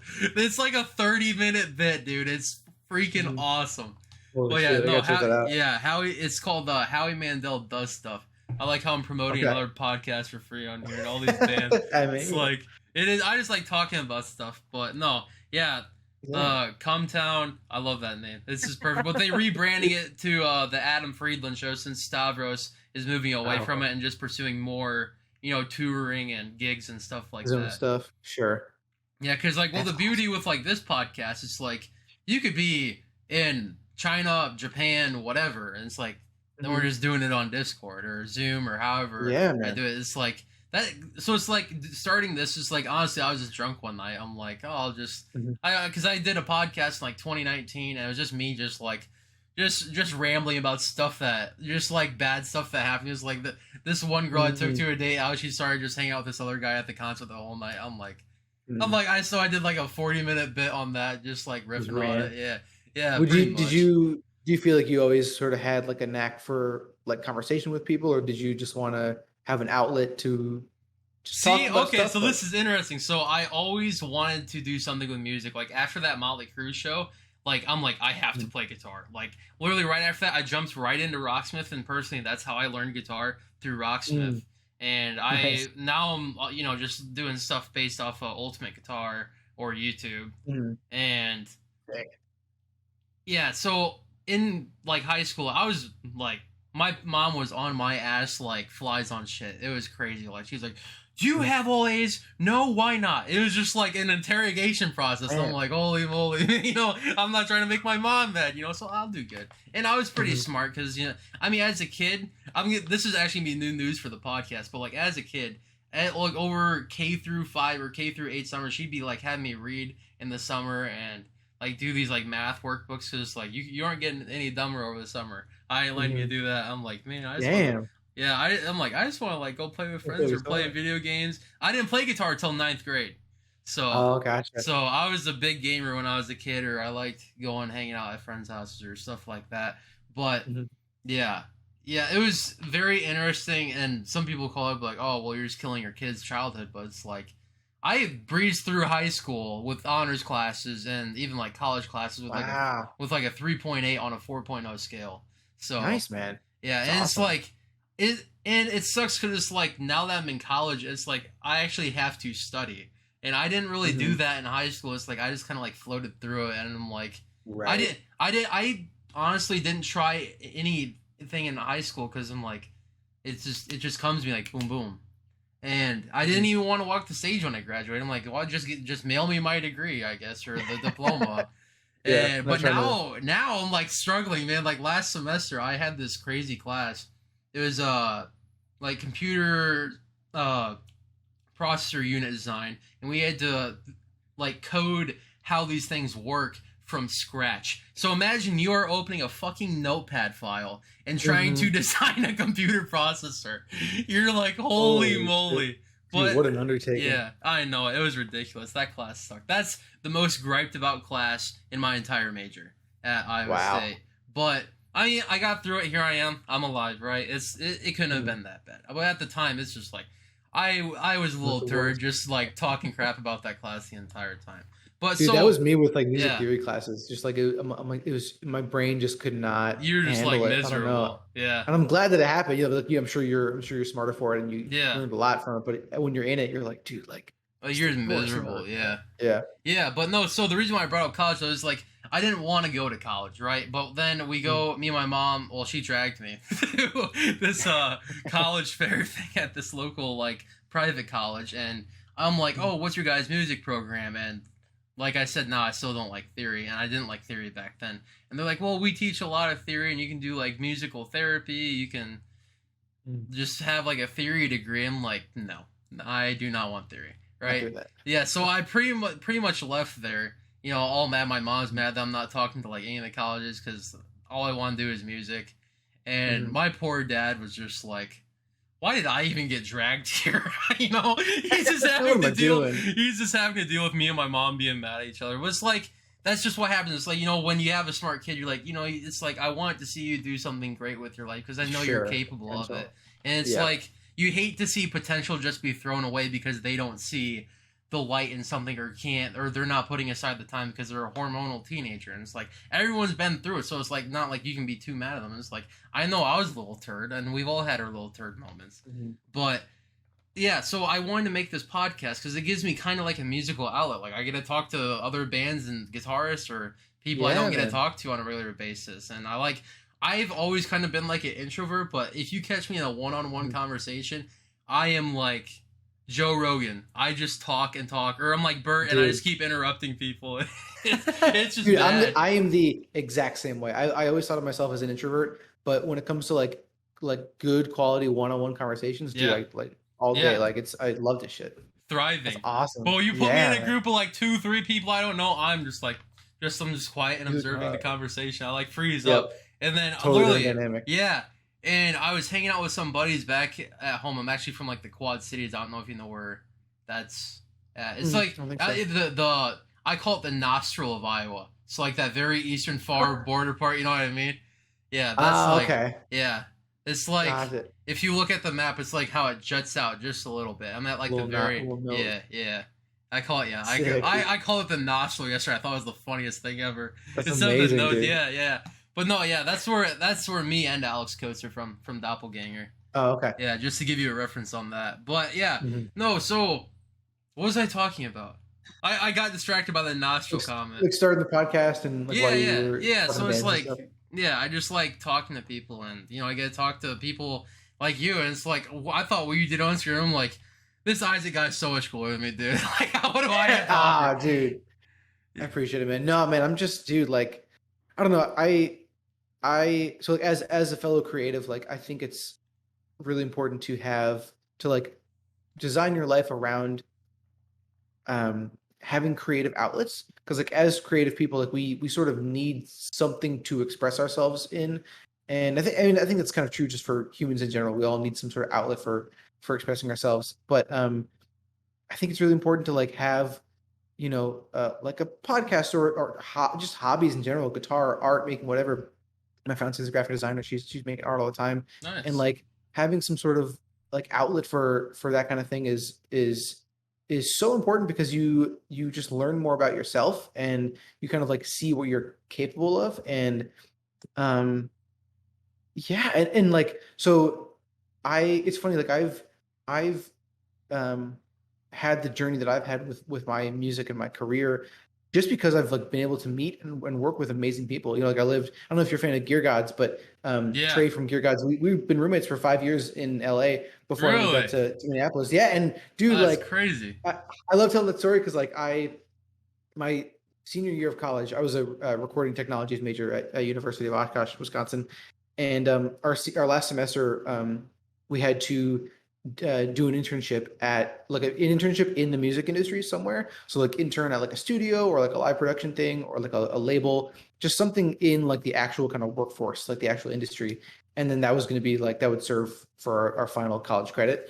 And I remember like I was just trying to get an internship anywhere. And I had like I had this background in live music, so I was applying at like kind of live production companies, and nothing was coming through. Talked to a bunch of like awesome producers that I wanted to work with. Jamie King from BT Band, but he wasn't taking interns at the time. And I'm just like, man, like I need to get something. And I was always a fan of Gear Gods for a long time, just the YouTube channel. And I saw this ad on Facebook one day for Gear Gods saying like, "Hey, we're hiring."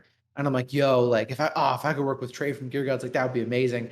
And in my head, it was like, I'm like, "Oh, Gear Gods is probably this like big organization with like dudes in business suits at like a giant meeting table, just like having meetings and conferences and stuff." And so I sent an email out there being like, "Hey, like I just need a free internship for college credit. I'll do whatever you want. Like I'm so desperate." And I set up a call with Trey. We talked for a little bit, and I'm like, "Yo, look, I'm talking to Trey Xavier. This is crazy." Like he's like my idol, and he's like, "Yeah, man. Like I'll have you like write for the website and do this video kind of stuff for me, and just help out with Gear Guides in general." And I was like, "Sick, dude." And that was the first time I ever got to go to NAM, because I through Gear Guides and through Trey, I was able to go to NAM, meet all my idols, meet all my favorite guitarists, just like go around. And so like through this like thing, like I was able to just like network and meet more people. And I think once you kind of find your people, or find the thing that like really gives you life, just going into that fully is like kind of the only option. And but in the same time, like not having any expectations. So I'll go back to the initial point in a second, but like just like once you find a thing that you're passionate about, like just sort of pursuing it and seeing it through as best you can, I think is sort of like the ultimate way to happiness, and not having any expectations in terms of like your own career or your own path. Because like I just love I don't know, I love music. I love people in our community, especially like especially in the metal community. Oh yeah. There's so many just homies and so many sickos that are just that like make me want to get better at guitar and just kind of inspire us as musicians and artists. And so like through like Gear Gods, and then through my work with other, I worked with Abasi Concepts for a while, Guitar Messenger, a bunch of other like gear YouTubers. Like I got to like meet all these people, and like I never thought of myself as an extrovert by any means at all. Like I never thought of myself as a people person, but I think in the right environment, you can really thrive, and you can really tap into the thing that like gets you excited. And for me, like if we're talking about music or guitar, or honestly just creativity or like motivation, that's the shit that I can talk about for hours. Like that there's like an endless source of like inspiration for me there. Anything else in the world, I don't give a shit about. Like I like Yeah. I feel like I'm a terrible conversationist with most, like on most topics. But when it comes to music and creating and even like cooking or food, like that's my jam. And so Oh like yeah. I don't know, I forget what my point was, but like just I don't know. I think like designing your life in a way that like lets you be creative and lets you express yourself is sort of like the ultimate thing. And I think a lot of people don't pursue music, or they don't pursue their passion because of fear of failure, or because it's sort of the path less traveled. Maybe their family doesn't isn't you know doesn't they don't come from like a very artistic family, so they don't have like a big support system. And I feel super lucky to have parents that, you know, are both art professors at a university in Wisconsin. So I come from like artists, and Yeah. they were very like supportive of me playing guitar. And like the first thing I ever did was draw. Like I big artist, like drawing and painting like from an early point in my life. And I think I'm super lucky to have that kind of support system, because I don't think a lot of kids ever have that. So they have to kind of like find their own path. And for me, it's like I found my own path, but I always knew that I had like people on my side to kind of help me pursue that. This is a fucking ramble, by the way, but No, you're good, yeah, man, dude. I just think it's I think it's just super super important, because like I don't know, I think so many people they're afraid to pursue the arts, and they're afraid to pursue like a thing that they're really passionate about for fear of judgment or whatever, and so they never do it, and then they kind of feel like their life doesn't have a point. And it's like I don't know, you can always, I would rather like try something and fail than never do it and Right then just there. have this regret in Yep. me, like because that regret is never going to go away. It's like, dude, like Yep. the worst thing, like what's a good way to put this? Like there's nowhere to go but up. Like if you never try something, you'll just stay where you are, and Yep. you're already familiar with where you are when you at the starting point. So like, why not try something? If you fail, just go back to where you started. That's it. And you'll come back to it with new knowledge of like trying something, having failed at it, coming back to it. And then, but then maybe that'll inform the next decision you make. So it's like, I think it's like, you just have to fucking go for it. And I think, Yeah. I don't know. I really like believe in that stuff. Cause like, I don't know. Like what else is there? Like one day you're going to die. Like, and like, so Yeah. are you going to like live your whole life regretting not, pursuing a thing that you want to pursue? Like, Yeah. Trust me. That whole regret statement you made about it's like you said, I would rather live with the thought I tried rather than what if I tried. You know? Yeah, that's it. And I've even daringly did that with financial decisions too. Like back in 2020, my buddies at my old job were like, "Hey, do you know anything about crypto?" And I'm like, "No." They're like, "Well, we do." And I'm like, "Well, tell me what you know."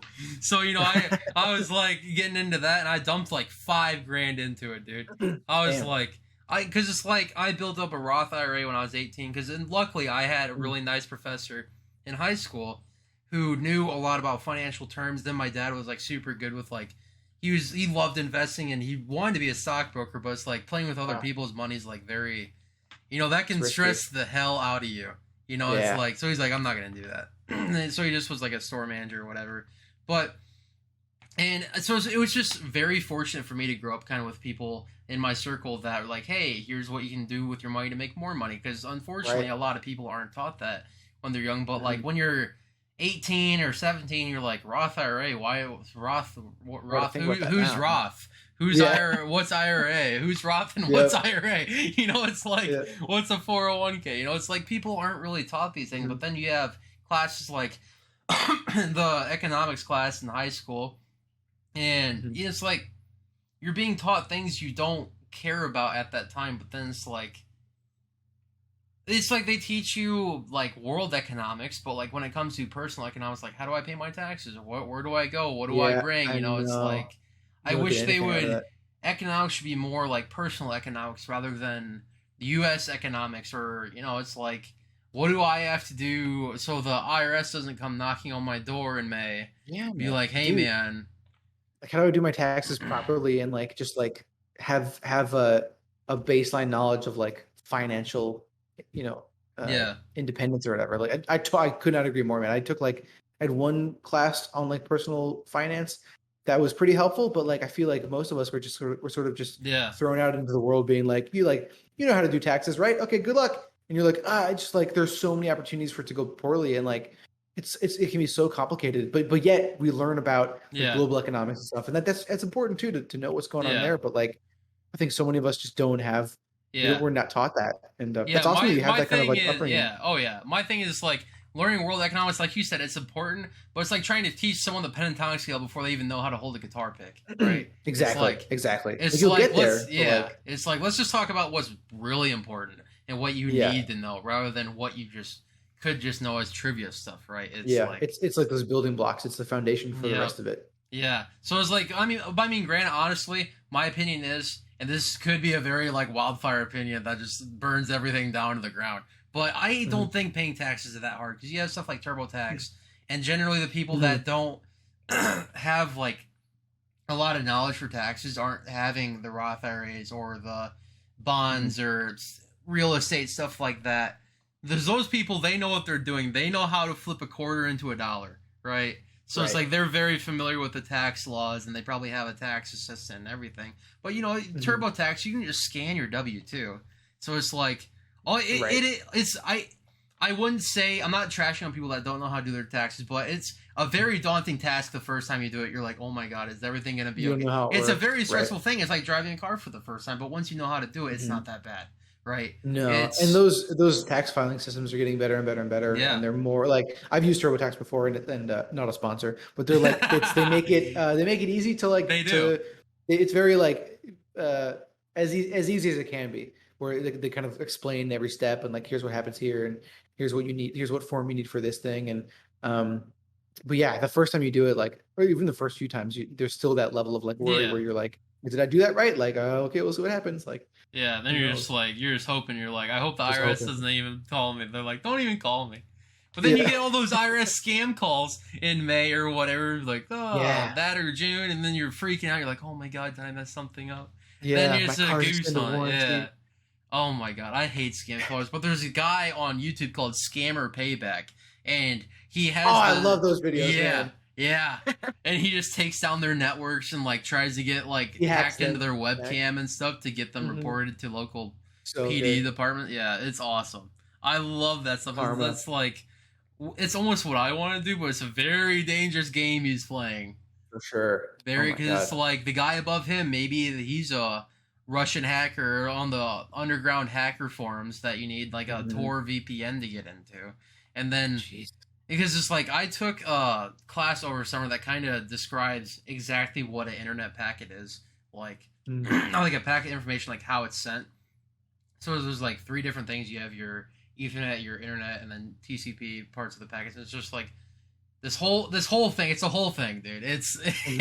it's. I'm It goes not deep. trying to. Yeah, I'm not trying to have like a freaking internet lesson here, but it's learning because every device has a MAC address, and that's your, or otherwise known as a hardware address, and every device also has internet protocol address, right? Your IP address, and the IP address, you can spoof with a VPN, but you can only spoof the hardware address with other devices on your network. But once it goes to your Mm. router and out to the internet, then wait, hold on. I don't know if I said that right. I don't think, but it's like I think once that's your IP address. So your IP address is your router, and then it goes to like the next router, and then it goes into Mm. your internet provider. So it's like if you have a Metronet or Mediacom or CenturyLink, when you say what is my IP on Google, that little thing it shows you, and you can look up the IP to a location on like an actual map. It will show you where your internet provider's server is before it actually reaches like the cloud of internet, like how all the servers in the Oh, world interesting. interact. So that's kind of neat. That's a neat Right. little tool. So if anyone Hmm. online ever says, "Oh, I got your IP," I'd be like, "All right, cool." It's like So, you don't have my IP, dude. But right. unless it's like very rare, is it gonna be your IP? They would Hmm. have to know what to do with your, I want to say what to do with your hardware address. Otherwise, they could try and DDoS your internet service provider, which is against the law, by the way. Mm.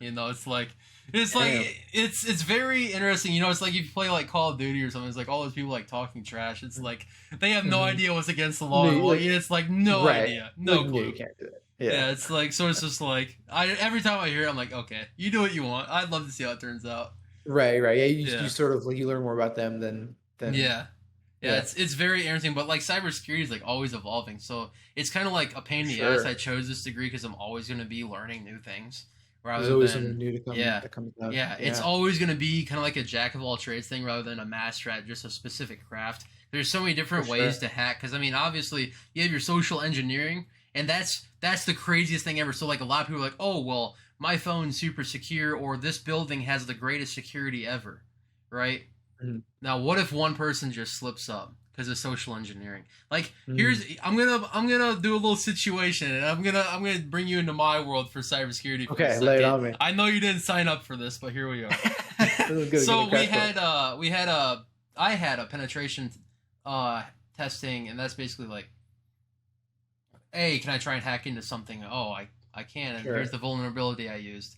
And it was a whole class that took last semester, and we had this guy come in from a cybersecurity consulting company called RSM, and he does like social engineering uh campaigns on different businesses that hire him out. So one he did was a bank, and he dressed up as a pizza guy carrying like 10 Papa John's pizzas, and he figured before he went in there as the pizza guy, he figured out the bank manager's name, and he says, "Hey, so and so, Jack called me and said to drop these off in the employees lounge."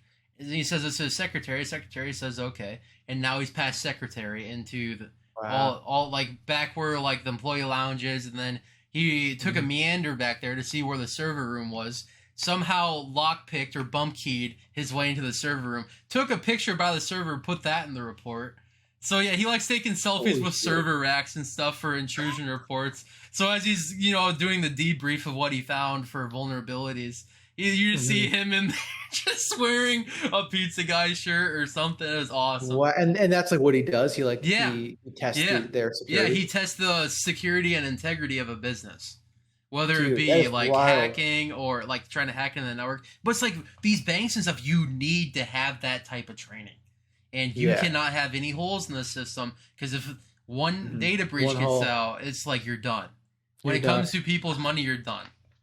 My fiance is a photographer, and we always talk about how like if you go into any public place with a camera, people assume that you know what you're doing and that you'll just get access to things because you look like you're qualified to be Really? there. I just saw a video of a guy with a, it was like same kind of sentiment, but it's like you can go into any business with a ladder like on your shoulder, and people will Yeah, think I like you're saw like that there. video. Yeah, and just like I think it's like a movie theater or whatever, and you just Yeah, like go he just walk right in. walks right in. And you're like, it's kind of insane, like, because like I think if you or I were working the reception or whatever, we would kind of assume like, oh yeah, that guy's here for That someone guy's else. just Like I'm yeah, sure someone knows him. That's why he's here. But it's like, we don't think about like that guy could just be anyone.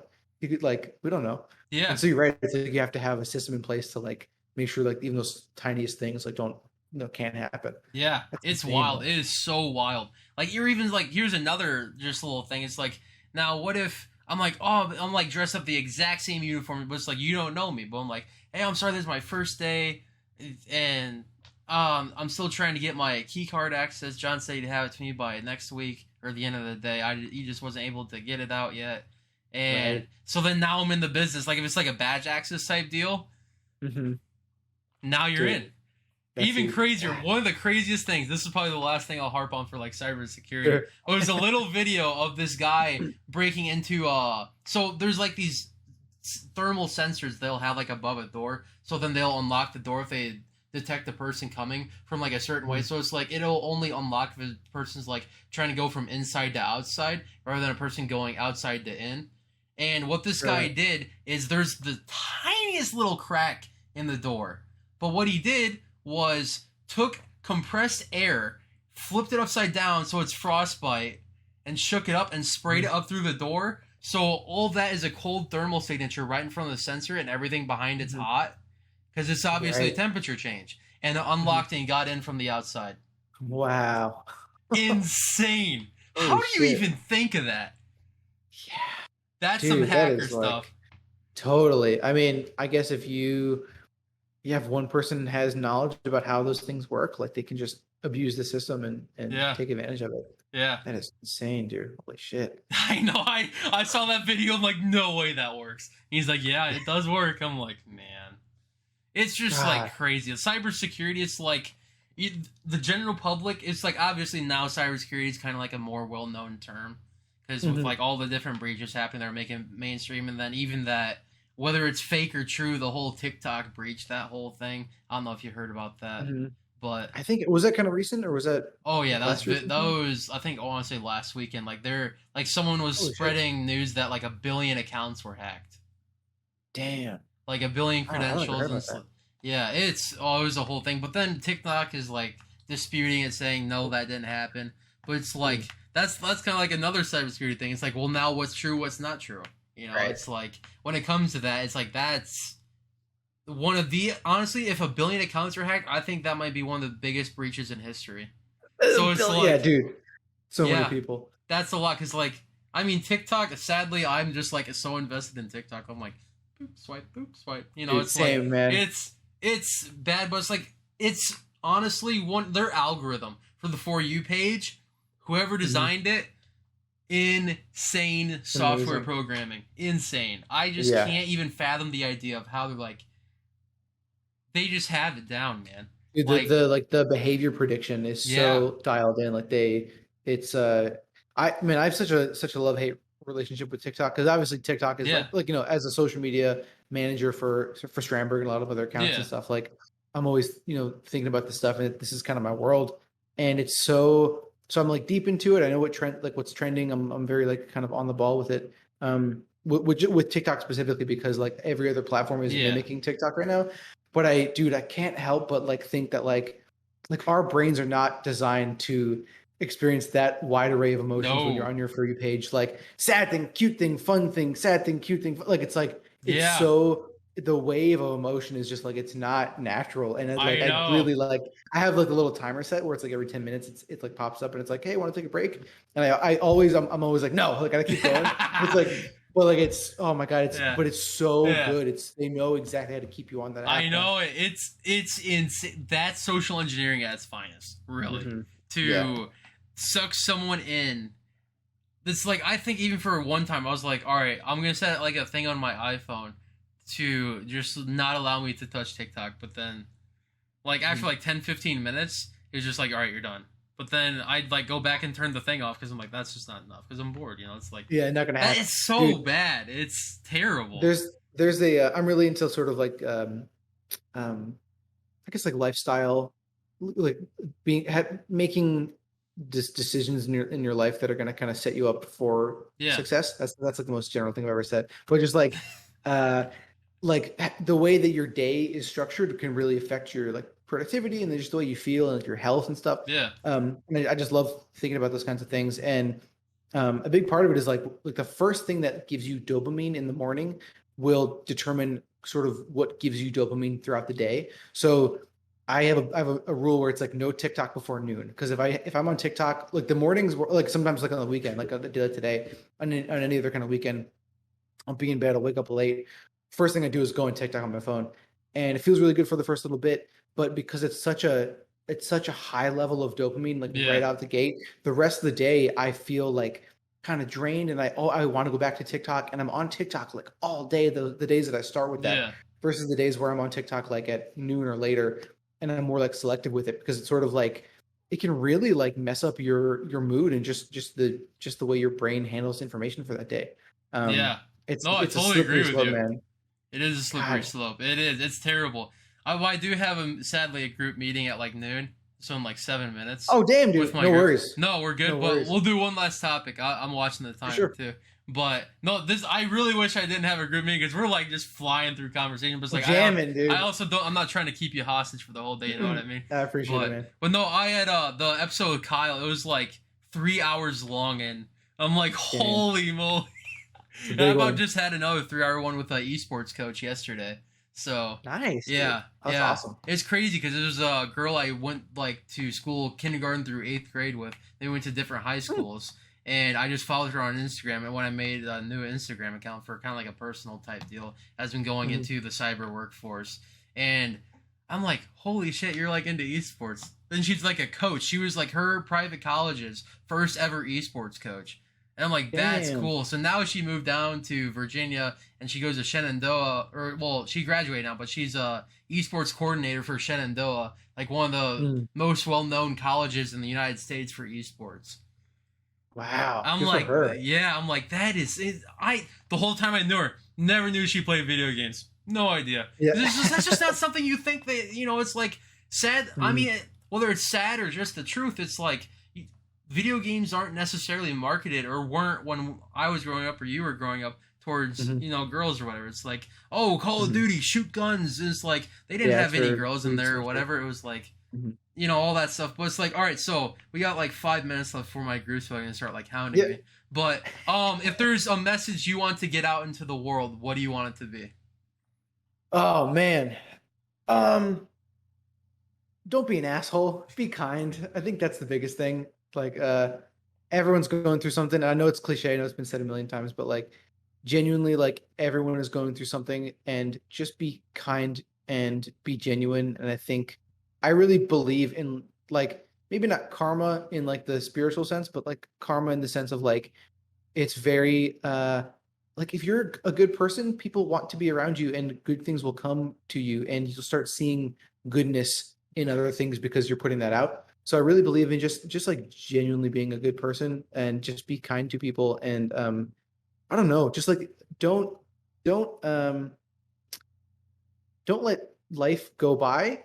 I think actively participate in what's happening to you and you'll experience um like it's good to experience things like No, it don't is.